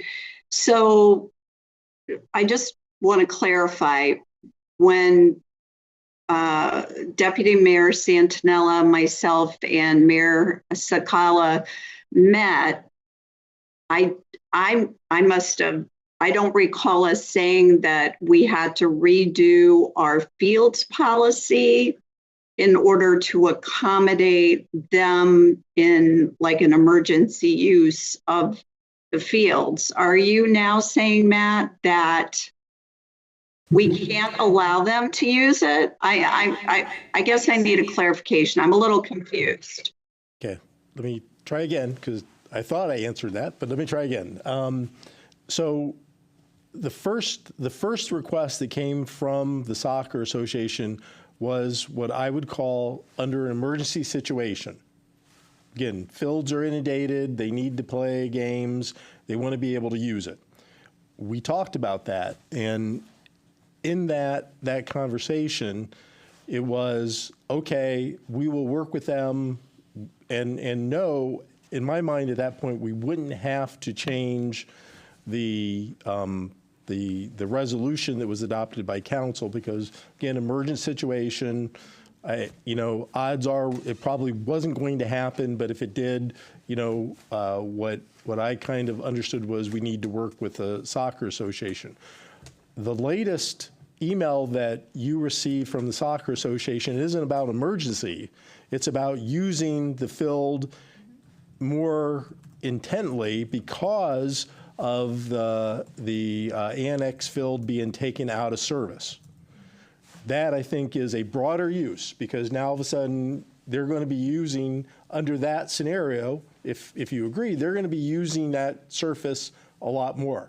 And I'm not getting into whether that's a good thing or a bad thing. I'm just saying that you have a resolution out there that says that the only people that, or the only sports that can be using that are high school sports. And if every week it's being utilized for non-high school sports, then that resolution is kind of ineffective. And I think it needs to be addressed. So if council wants to do that, good or bad, I'm not making that judgment. I'm saying if you want to do that, you need to repeal that resolution, change it, modify it, whichever you want to do, because you wouldn't be, if you let them use it that much, you wouldn't be following that resolution. Okay, so that clarifies it. But in their emergency use, Shaker Fields are flooded, they can't use them. How do you want them to proceed to get onto the high school fields? That's the more immediate thing. I think we can take up that discussion in regards to the use of the fields at a later time, but I'm talking about right now, I'm just asking about the emergency use piece. Understanding is that the town manager has talked to the ESA about this, because I did email the same questions after we got the email. I've had conversations with the president, and he has no problem emailing me first thing Saturday morning when there's issues. And so if he knows first thing Saturday morning that he has to be on there, I'm assuming, besides contacting the Public Works to get this in motion, he'd be contacting me. And then I would be working to get it in motion as well. But I think, my concern about giving keys out to this is what we've seen giving keys out at the annex, where now we have people driving on the facility that shouldn't be there. And I'm not saying you would, but I'm just saying that that's kind of the next step that happens when you start giving the keys out. I think there is a process. They have to let us know. And again, we're probably going to know because the way that those fields get inundated are not overnight unless we have a hurricane, which could happen, I guess. It's usually a few days worth of rain that cause that. So we're going to be, they should be letting us know that they have concerns in advance of that, right? I mean, that's the right thing to do. But again, Saturday morning, they're probably calling me to get this moving. Okay, I think we need a better plan than calling you on a Saturday morning. So maybe what we can do is we can get Mr. Russo in for a meeting and sit down and figure something that's a little more streamlined and work with them to come up with a plan. There's times that you're not going to be around, and I'm sure trying to get hold of certain people through DPW is not going to be a good plan. So maybe what we can do is take this offline, Matt, and have Mr. Russo in to sit down with us, and we can figure out something that works for everybody. But thank you. I appreciate it. Anything else? All right. Town Attorney Report, item 10. Thank you, Madam Mayor. So some of the town council members asked me to analyze whether the town's flag display policy may be amended. This was in connection with the context of raising a pride flag, but the analysis is the same as to any flag. And so the current resolution that the town has indicates that only the American flag, the state of Connecticut flag, the Missing in Action Prisoner of War flag, and the flags of the various military services of the United States may be displayed on town property. So this analysis starts with whether or not there's a distinction between public forum flag displays and the government speaking as itself as opposed to a public forum. If the town is going to regulate the ability of the residents to petition the government to display certain flags, its policy or restrictions must be content neutral, or in other words, the policy cannot discriminate against various viewpoints. Conversely, if the town is going to amend its policy so as to allow various government speech, our case law says that when the government speaks for itself, the First Amendment does not demand airtime for all views, because the government must be able to promote a program or espouse a policy in order to function. So if the town wanted to amend its flag display resolution, it may do so, but in doing so, it should indicate whether it is doing so as the government and speaking for the government itself, or whether or not it is opening a public forum, recognizing the legal risks and exposure that come with that. Thank you. Any questions for the town attorney? Okay. Thank you. All right. 11, report of special committees. Councilor Just have a Mangini. couple. The Warming Center had their monthly meeting. They reopened their 10th consecutive winter season on December 1 and remained open to April 20th, operating for 140 consecutive nights. They provided 4,280 overnight stays, averaging 30 guests per night, the highest occupancy reaching 41. Their overnight stays increased by 24% compared to the winter season.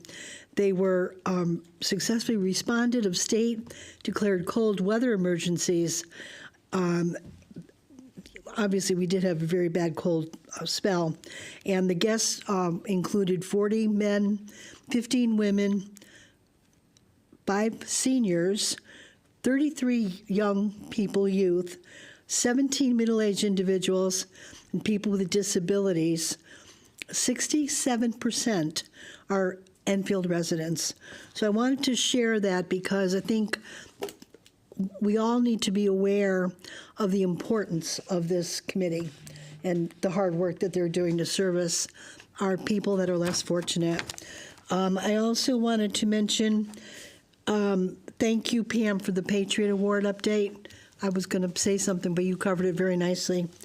I do want to give a shout out and a great big thank you to our state rep / council deputy mayor, John Santinella.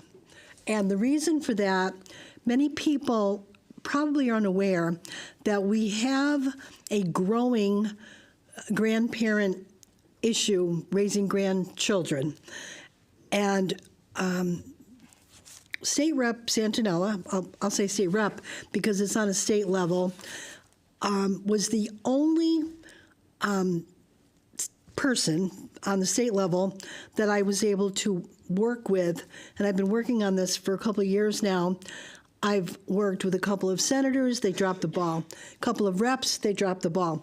But John had come through, and a bill has passed where it is going to be an equitable situation for the people receiving children other than the DCF route, such as probate, maybe awards of the state. But John, stayed with the task and got the results that we're looking for. And granted, I know that he has indicated there's more work to be done, but he has successfully carried the ball. And I want to say thank you. And I know the rest of the grandparent group and the people that are out there affected by this funding lapse is extremely grateful to you, John. So thank you again for that hard work that you did. Thank you. Thank you. Any other reports of special committees? All right. Next is unfinished business. A, resolution to transfer funds for National League of Cities Conference in the amount of $17,354. This was tabled at our last meeting. So if we're going to move on this, I need a motion to remove it from the table. I'd like a motion to remove off the table the resolution to transfer funds for the National League of Cities Conference. All right, motion made and seconded. Thank you. Any discussion on removing it from the table? All right, all in favor of removing it from the table? I think we can do a hand vote on this. 11 in favor, none against. Okay, so now that it is off the table, I am going to do the normal. This is a resolution to transfer funds for the National League of Cities Conference in the amount of $17,354. Be it resolved that in accordance with Chapter 6, Section 8F of the Town Charter, the following transfer is hereby made from non-departmental expenses, transfers out, and contingencies in the amount of $17,354 to the town manager, miscellaneous, in the amount of $17,354, date prepared 4/10/2026 by John Wilcox. Second. Motion made and seconded. Any discussion on this? No, this is what happened a couple of months ago, and Councilor Matthews actually was very timely with her presentation. All right, roll call, please. Councilor Allegro? 4. Mayor Sakala? 4. Councilor Crisati? 4. Councilor Hall? 4. Councilor Mangini? 4. Councilor Matthews? 4. Councilor Pisner? 4. Deputy Mayor Santinella? 4. Councilor Thomas? 4. Councilor Ungary? 4. And Councilor Zanoni? 4. 11 in favor, none against. Thank you. Item 13, new business, consent agenda. We have 3 items on the consent agenda. The first one was the accepting funds, which the assistant town manager discussed. The authorization to submit the continuing funding, which we do every year for the dial-a-ride, and the transfer of funds of $250 for postage. Can I get a motion? Any discussion? Can we get a motion to approve the consent agenda? So moved. Second. All right. All in favor of approving the consent agenda? 11 in favor, none against. All right. Item 13B, appointments of the town council. Number 1 is Blight Review Committee. The term of Marianne Turner expired on 3/31/2026, and the replacement would be until 3/31/2028. Do I have a nomination? Councilor Mann. I would like to nominate Jennifer Bukowski for the Blight Review Committee. I know that Jen had come forward the last council meeting. I was a no vote, and I want to make it clear that I was not voting no against Jennifer. I was voting no on the process and other extenuating circumstances, but I certainly do want to bring Jen forward. She will be an excellent addition to that committee. Thank you. Is there a second? Second. Thank you. All right, so first and second for Jen. Any other nominations? Counselor Pisner. I'd like to nominate Ken Nelson. Ken has served on this committee for the last two years. He, along with our deputy mayor, worked bipartisanly to make good decisions for the residents. Ken has a long background in real estate. He's a builder and also has been a landlord. He brings all of these years of his knowledge to this position. I have sat through many former leadership committee meetings where I did hear our deputy mayor say, we need good, experienced people. Ken, to me, is one of the most experienced people that we can put on our Blight Committee. Thank you. Is there a second? Second. All right, first and second for Ken Nelson. Any other nominees? Thank you, Madam Mayor. Counselor Zanoni? Thank you. I'd like to put forward the nomination of Stephen Ragnoff. Stephen currently serves on the Economic Development Commission, works with members of our Economic Development Department, which are quintessential to the role of the Blight Committee. They continually work with those staff. And I will also note that Mr. Ragnoff is the only person that was put forward this evening that I have not heard any specific concerns from any member of this council, the Blight Commission, or members of the public. Thank you. Thank you. Is there a second? And I will second on that. Okay. Any other nominees? Can I get a motion to close nominations? Motion to close nominations. Second. Motion made and seconded. All in favor of closing nominations? 11 in favor, none against. Any additional discussion? All right, roll call, please. Just your name, yeah. Sorry, I didn't have my mic on. Councilor Allegro. What is she voting for? Yeah, I Yeah. don't, yeah. Yeah, who, out of the three, who are you voting for? I'm sorry, okay, I thought we were going to go name by name. No. Okay. Jen Bukowski. Mayor Sakala. John Bukowski. Councilor Crisati. Stephen Ragnoff. Councilor Hall. Ken Nelson. Councilor Mangini. Jen Bukowski. Councilor Matthews. Jen Bukowski. Councilor Pisner. Ken Nelson. Deputy Mayor Santinella. Jen Bukowski. Councilor Thomas. Jen Bukowski. Councilor Ungary. Ken Nelson. And Councilor Zanoni. Stephen Ragnoff. I have 6 for Jen Bukowski, 3 for Ken Nelson, and 2 for Mr. Ragnow. Thank you. Congratulations, Jen. All right, number 2 on the agenda for the B is Inland Wetlands and Watercourse. A vacancy exists to the resignation of Dylan Bridge. The replacement would be until 6/30/2027. Is there a nomination? Councilor Zanoni. I'd like to nominate Chris Renaud. Second. Motion, nomination made and seconded. Any other nominees? Motion to close nominations. Motion made to close. Second. And seconded. All in favor of closing nominations? 11 in favor, none against. If there's no other, we're just going to do a hand vote since there's no other nominees. All in favor of Chris Renaud?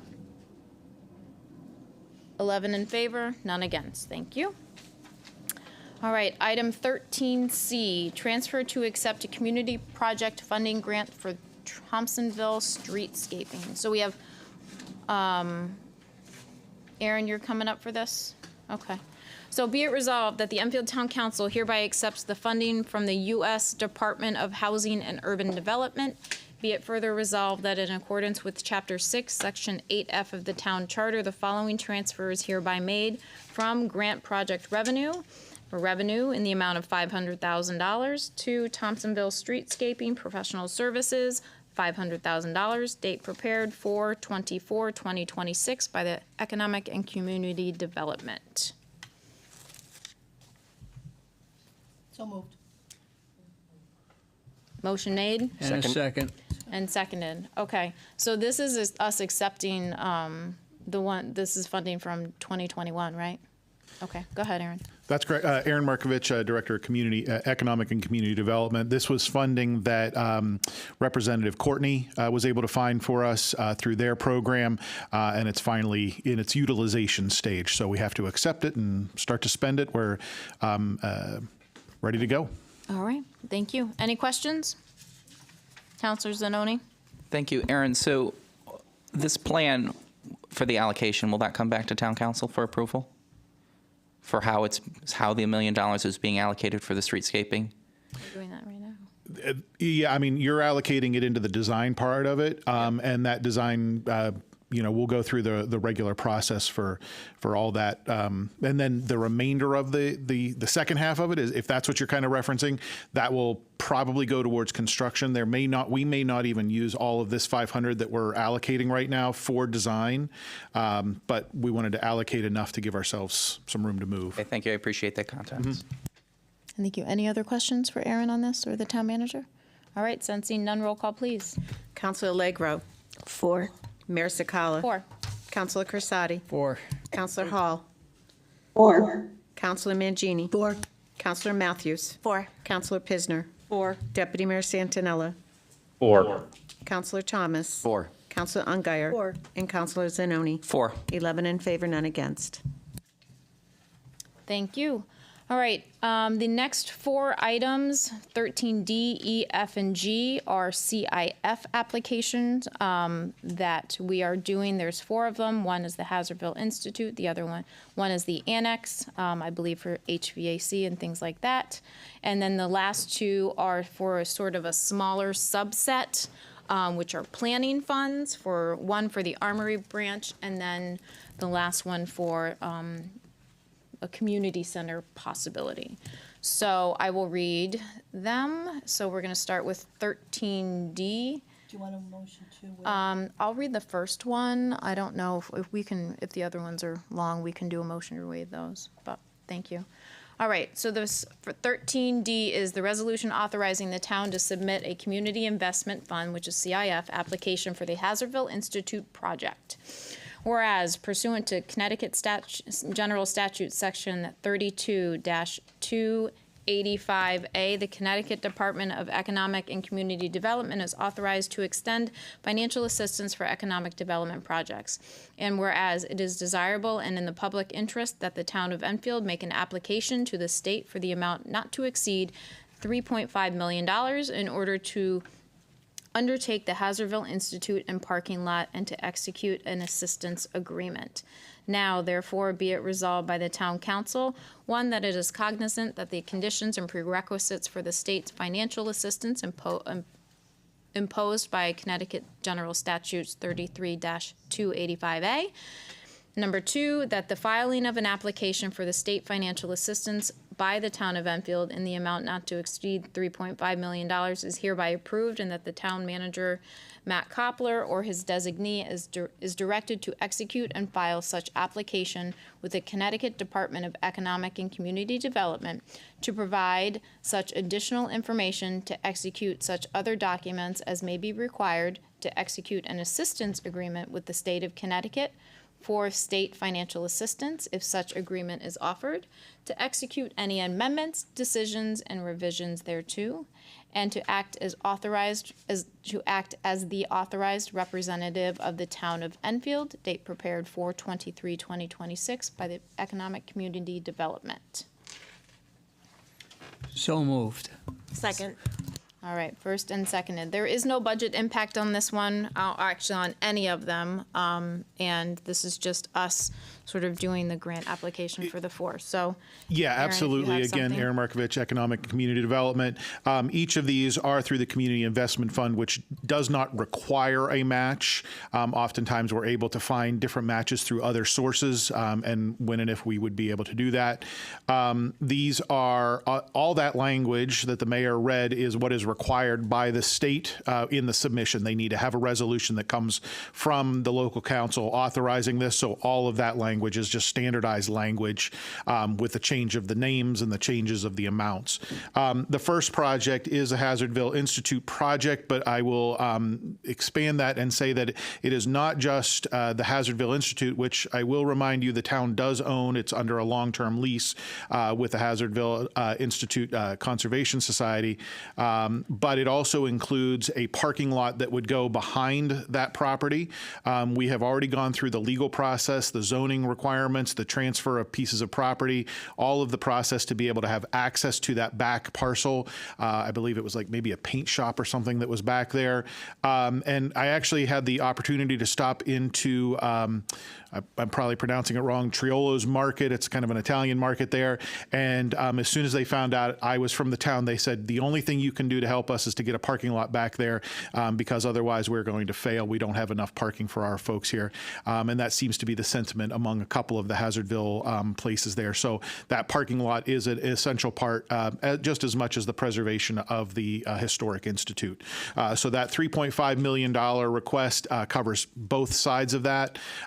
It is possible that with the changes in prices, the parking lot is kind of designed to be modular, so we can build the first half and then possibly have to build a second half to it. But we'll go through the process of revising and updating before we submit. Thank you. Councillor Hall? Thank you, Madam Mayor. I just want to make a few comments. And the group that's worked on this building for the town has been working on it since the early 70s.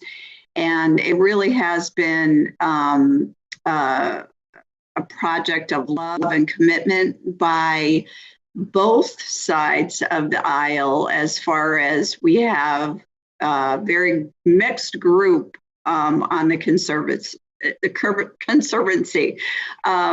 We have Democrats and Republicans that have dedicated many hours to this building. And it is on the historic registry. We've worked very hard to preserve this building. And we actually had residents donate land to the town in order to accommodate this parking lot for our building. So I think it really has to be called out. A lot of people don't understand the history of this building. It's got a very long history in the town. And the fact that we're adding the parking, I'm so happy you mentioned it, Aaron, because I was just in the deli, which, by the way, folks, if you haven't been there, go. It's a fabulous deli and great food. So please go support them. They are wonderful. And it was like trying to navigate in and out. If anybody's ever, I'm sure everybody's been in that parking lot at one point or another in the front. There's just no parking. So we want to keep our businesses in town, and this wouldn't only help the Institute, it would help that whole strip mall there. So I really am hopeful that we can get this over the finish line, and as a tribute to so many hours that have been put in this building from so many residents. So I'm really happy to see this on our CIF application tonight. So thank you. Any other comments? No? Sensing none, roll call, please. Councillor Allegro. 4. Mayor Sakala. 4. Councillor Crisati. 4. Councillor Hall. 4. Councillor Mangini. 4. Councillor Matthews. 4. Councillor Pisner. 4. Deputy Mayor Santinella. 4. Councillor Thomas. 4. Councillor Ungary. 4. And Councillor Zanoni. 4. 11 in favor, none against. Thank you. Item 13E, this is the resolution authorizing the town to submit a community investment fund application for the Enfield Annex. I will take a motion to waive that reading. Move to waive the reading. Thank you. Let's just Second. All right, motion made and seconded to waive the reading. This one is for HVAC system. The annex request is for $4 million. Go ahead, Aaron. Yep. So this is a repeat request. We made the request last cycle. We're putting it back in. Oftentimes, projects such as Hazardville and this one can take multiple rounds before they get enough attention. There is a little bit of a political backstory to a lot of these, so it does take a lot of work. And we're going to be kind of talking about this community center question on letter G. So they play together. But yes, this is specifically for the HVAC, pairing that with, again, where there's not a match, but there is a match because we've already authorized dollars towards other things that are happening on that property. So we'll be able to show that we have a big investment in that particular property, which we know we do, and the HVAC is a critical piece of that. Thank you. I know we waived the reading, but I do need a motion to approve the resolution. And a second. Motion to approve. Thank you. In a second. Mayor Sakala, could we just have a show of hands to waive the reading? I'm sorry. Do we need as to well? do that? Okay. All in favor of Thank waiving you. the reading? And I'm sorry, which counselors 11 motioned? in favor, all none against. Thank you. And I believe Councilor Crisati made the motion to accept the resolution, and Councilor Mangini seconded. Thank you. Thank you. Gets you off our game when we don't have to read the resolution, although I appreciate it. Okay, any questions for Aaron on this one? All right. Roll call, please. Councilor Allegro. 4. Mayor Sakala. 4. Councilor Crisati. 4. Councilor Hall. 4. Councilor Mangini. 4. Councilor Matthews. 4. Councilor Pisner. 4. Deputy Mayor Santinella. 4. Councilor Thomas. 4. Councilor Ungary. 4. And Councilor Zanoni. 4. 11 in favor, none against. Thank you. 13F is the resolution authorizing the town to submit a community investment grant application for planning funding for the Armory branch. How about a motion to waive the reading? Motion made Second. and seconded. Thank you. All in favor of waiving the reading? 11 in favor, none against. Okay, so this one is, can I get a motion to approve the resolution? Yeah, I'd like to make a motion to approve the resolution. Second. All right. Motion made and seconded by Councilor Ungary.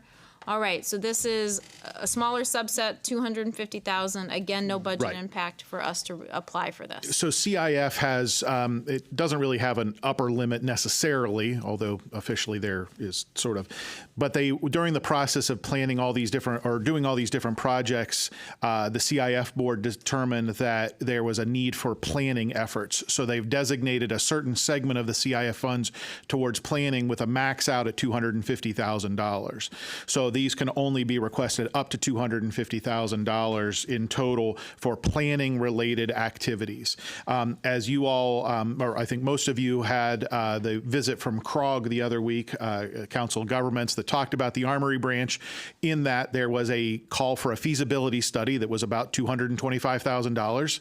Well, these pieces match together. I've had a conversation with the town of East Windsor. East Windsor will definitely support this particular application. They have their own applications that they can make, but they will support this application, and it would be exactly what CROG was calling for in terms of a feasibility study to work out all the different parts of it exactly as it was laid out in their report.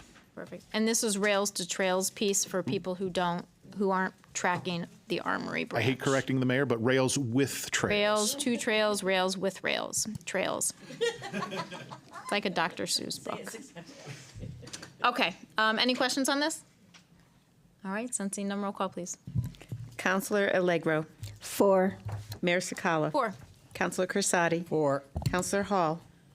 100% 4. Councilor Mangini. 4. Councilor Matthews. 4. Councilor Pisner. 4. Deputy Mayor Santinella. 4. Councilor Thomas. 4. Councilor Ungary. 4. And Councilor Zanoni. 4. 11 in favor, none against. All right, item 13G on the agenda is resolution authorizing the town to submit a community investment fund, CIF, application for the planning funds for a community center. Motion to waive the reading. Motion made And a second. and seconded. All in favor of waiving the reading? Councilor Ungary has stepped out, so 10 in favor and none against. Thank you, Carol. All right, 10 in favor, none against. And can I get a motion to approve the resolution? I'd like to make a motion to approve the resolution. Second. Motion made and seconded. Thank you. All right, take it away. This is one of the last items we decided to do with the CIF, and I think it's awesome. Correct. What we discussed in this one, and I will let you know that not all the details are completely ironed out. I'm still working through what this grant application will look like, but you all have been through plenty of planning exercises, and there's sort of a standard process of soliciting public feedback and doing an analysis and feeding in all the data and coming out with recommendations on what to do. And so in looking at the annex in particular and its future and how that may work and the needs of the community, we know that there's a need for a pool. We know there's a need for fields. We know there's some of these kinds of needs. And so what this would do is set us on the path. The goal with these planning studies is that then you will come back to CIF afterwards and make a formal request for even more money.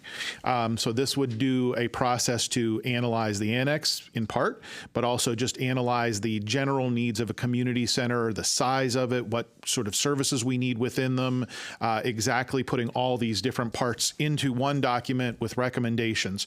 So again, I know that may sound slightly vague, and it's because I'm still in the process of putting all my pieces together, but that is the general thrust of this particular request. I think it's been a consistent, common theme, right? That people want a community center or That's right. some sort of version of a community center, and what can we do? And given the fact that we're having some issues with the annex, you know, this is a good first step, and hopefully it goes through. Any questions or comments for Aaron on this? All right, sensing none, roll call, please. Counselor Allegro. 4. Mayor Sakala. 4. Counselor Crisati. 4. Counselor Hall. 4. Counselor Mangini. 4. Counselor Matthews. 4. Counselor Pisner. 4. Deputy Mayor Santinella. 4. Counselor Thomas. 4. Counselor Ungary. 4. And Counselor Zanoni. 4. 11 in favor, none against. All right, item 13. you, everybody. Thank you, Aaron. Item 13H, request for transfer of funds to replace the annex field turf in the amount of $584,009. Be it resolved that in accordance with Chapter 6, Section 8F of the Town Charter, the following transfer is hereby made from general fund revenues and appropriated fund balance in the amount of $584,000 and $584,009. To general fund non-departmental charges, transfers out and contingencies, transfer to capital, $584,009. From capital non-reoccurring fund revenues, general fund transfers in the amount of $584,009. And to FHS Field Rehab Construction Services in the amount of $584,009. Date prepared for 4/28/2026 by John Wilcox. So moved. Second. Motion made and seconded. Matt, did you have anything on this you wanted to start with, or are you good? Good, all right. We obviously discussed this in budget. Everybody knows what's going on with the annex and the field, and it is a situation where I think we have to deal with it. It's unfortunate that it got to the fact that it's this bad. I do think it's been on the radar to some extent for many, many years, but just like a lot of things, unfortunately, just not funded for whatever reasons we had. So I know there's probably some discussion on this. So Councillor Hall, your hand was up first. So do we have DPW there tonight to talk about this actual process and the product that we're putting in? So no, they are not here, but I'm here. Okay. So can you answer the questions that Karen LaPlante brought up on the actual product that we're putting in? Well, this product is very similar to what was put in at Enfield High School. Okay, so I guess specifically my question would be, does it contain PFAS? Yeah, so I know that they would not have been able to answer that if they were here. We'll have to ask the corporation, the company, to provide that answer. Okay, I think that's kind of an important question to have answered before we install something that's got high levels of PFAS in it, right? So I don't know if we know that, let's and I not say think if that. you listen to what Ms. LaPlante was saying, she's not aware of any synthetic surface that doesn't have that. So I guess the question would then be, you know, if we go out, we do the research, and we come back and everyone has it, are you still going to be doing the synthetic turf or not? well, I think if you do some research, you can find that there are artificial fields that don't have PFAS in them. So And Karen LaPlante is shaking her head that is not true.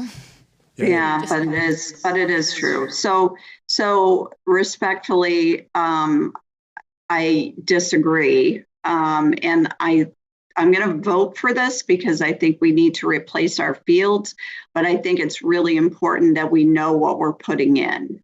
So I would definitely like those questions answered.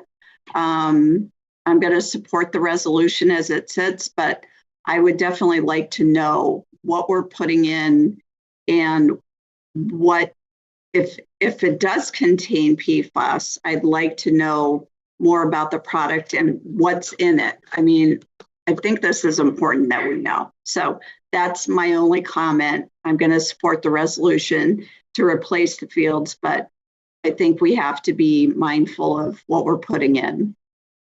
That's my only comment. Thank you. Councillor Pisner?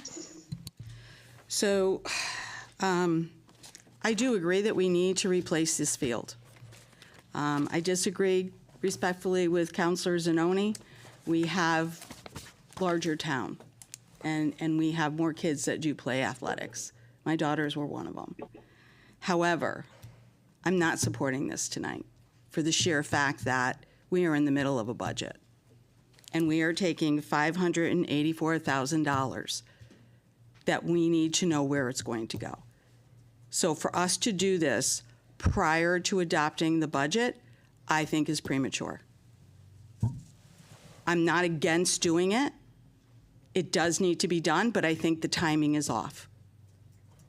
And until we know what this budget's going to look like, we can't. I also have concerns with the fact that even in the best scenario, is this field going to be ready for the fall? Honestly, it's not. You've got to let these fields rest before you start doing a lot of activity on it. So again, I'm not against doing it. I just don't think the timing is right. So tonight, I am going to be a no on it. Thank you. Anyone else? No? So my comments are, I believe it needs, it was 6 weeks to get the materials and 2 weeks for installation. That would put us at 1, 2, 3, 4, 5, 6, 7, 8. That would be the beginning of July. It would be done. I believe the rest period is, I don't even know if there's a rest period, to be honest, but it won't, I think the Ramblers season starts end of August, if I think it is correct. So if we wait, they're definitely not going to have a field. So I will be supporting this. I think we do know what is in the synthetic turf. I think it's the same to most extent what there is in every synthetic turf. I will say, though, I do think we need to talk about a maintenance plan for this and the Enfield High School turf. So I put on your desk what the company has proposed for that maintenance, and they actually have two different, I mean, it's the same maintenance, but they have two different ways to pay for it. One is you just sign a 1-year agreement with them. They'll come out and do effectively 4 servicings for us. Make sure I read that right here. So the first one is they would do 4 total advanced care visits. So 2 visits per field. That ultimately will cost us $600 or $6,500 per field, so $13,000 for 1 year. They do offer an 8-year plan that reduces that annual cost down to $5,800 per filled. So it would be savings, but council would have to do a resolution to allow the signature of an eight-year agreement.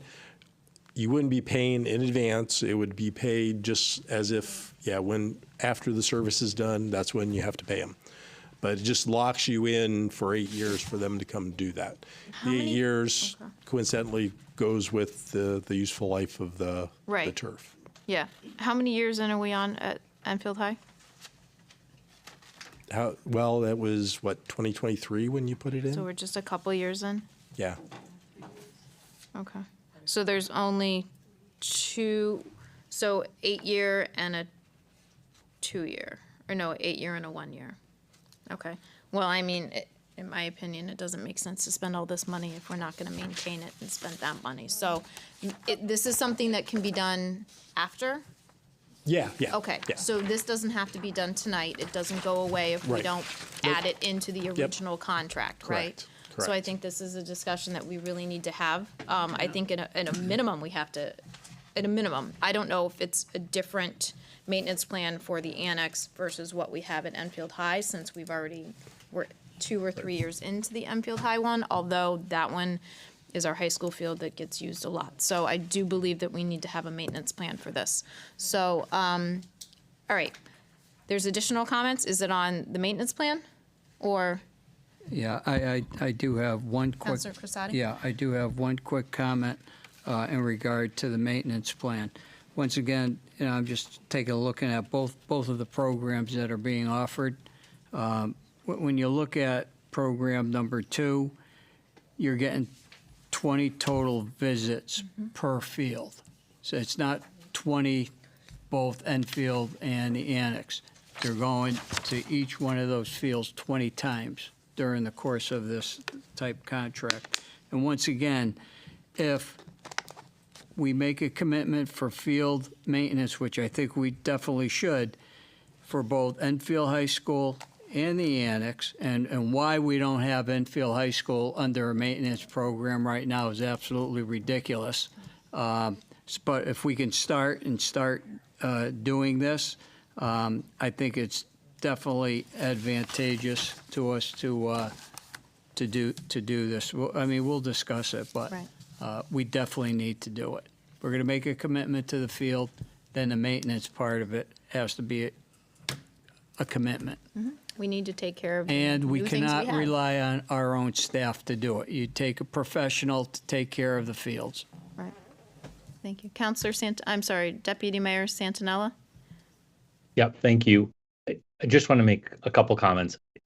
I don't disagree with Councilor Pisner in principle. This is a rather large expense, and it should be handled in the context of a budget.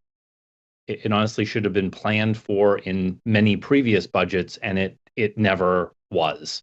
I don't like doing this any more than putting pickleball courts in 3 months after we pass a budget, which we've done. These are the kinds of things that are just not in the best interest of fiscal policy. But there's an urgency here, and I'm gonna support this. But I also just want to call to people's attention that the Enfield High School field is approaching the end of its useful life, and we don't have any money in the budget to replace that when the time comes. So that's how we get into these situations where one day we have a field and then the next day we don't, is because we don't have it in the pipeline, the replacement in the pipeline. So, as we're finishing up our budget, I would like us to think about putting some money, if we can, into the CIP for the replacement of the Enfield High School turf. Thank you. Thank you. Councilor Hall? Thank you for the second time. I heard you make a comment that we know what's in this field. Can you tell me if there is PFAS in the field that we're putting in? Yes, because there are no turf fields that are synthetic that don't have PFAS in them. I've got a list of them if anybody wants to take a note.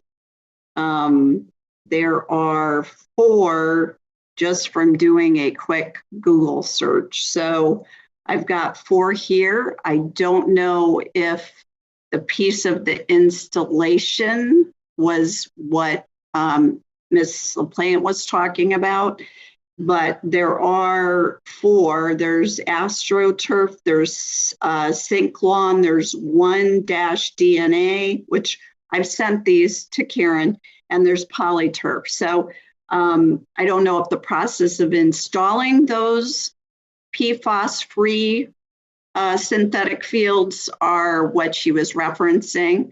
That may be the case, but they do make PFAS-free fields. So Matt, through the mayor to Matt, I really do want the answer on what product we're putting in, and if it's the same company that we put in Enfield High, or if it's a different company.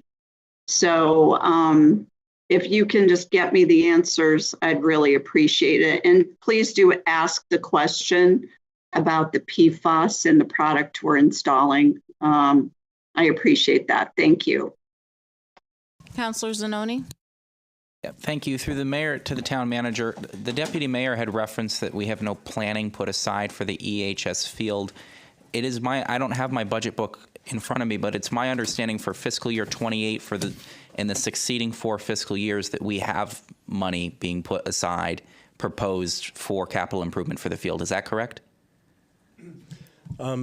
As I was building the 5-year capital plan, I knew that this was something that we needed to start doing. I have put the money in. Originally, it was in this year's budget as well, but as I got down to the numbers, it was obviously something that we had to make choices on.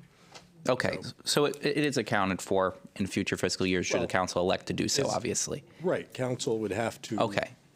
I just wanted to confirm that it wasn't as if nothing was being put aside or planned to do. Thank you. Right. I think that's what happens in the last several budgets as well, that it was in there and it comes out. And this is then where we end up. So, all right. Any other questions, comments? All right. Roll call, please. Councilor Allegro. 4. Mayor Sakala. 4. Councilor Crisati. 4. Councilor Hall. 4. Councilor Mangini. 4. Councilor Matthews. 4. Councilor Pisner. Against. Deputy Mayor Santinella. 4. Councilor Thomas. 4. Councilor Ungary. 4. And Councilor Zanoni. 4. 10 in favor, 1 against. All right. Items 14, item for discussion. There are none. 15, any other business proper to come before said meeting. There is none. Public communications, item 16. Anyone in the public wish to speak to the council? Trish. You had 3 minutes this round.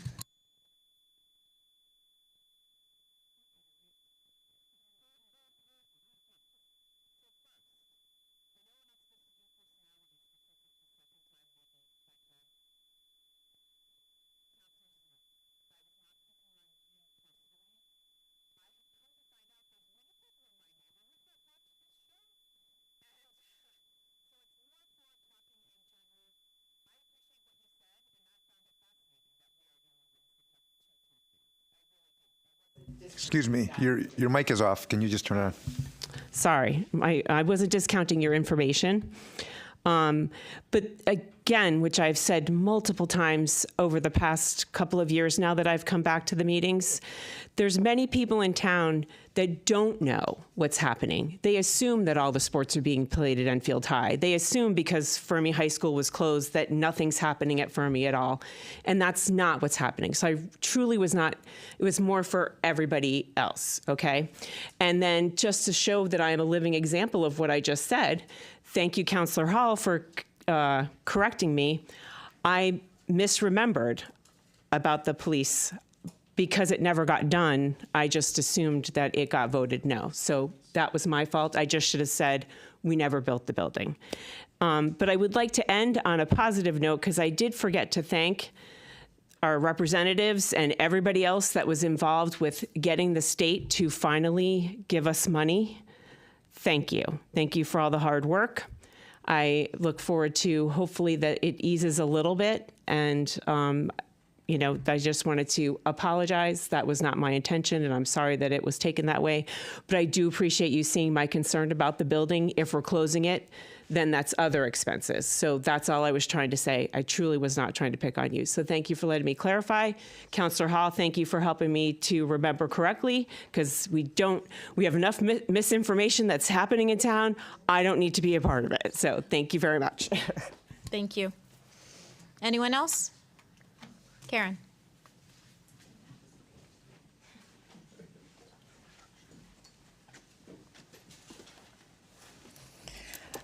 Karen LaPlante, 166 North Maple Street. I just want to clarify for everybody what I said.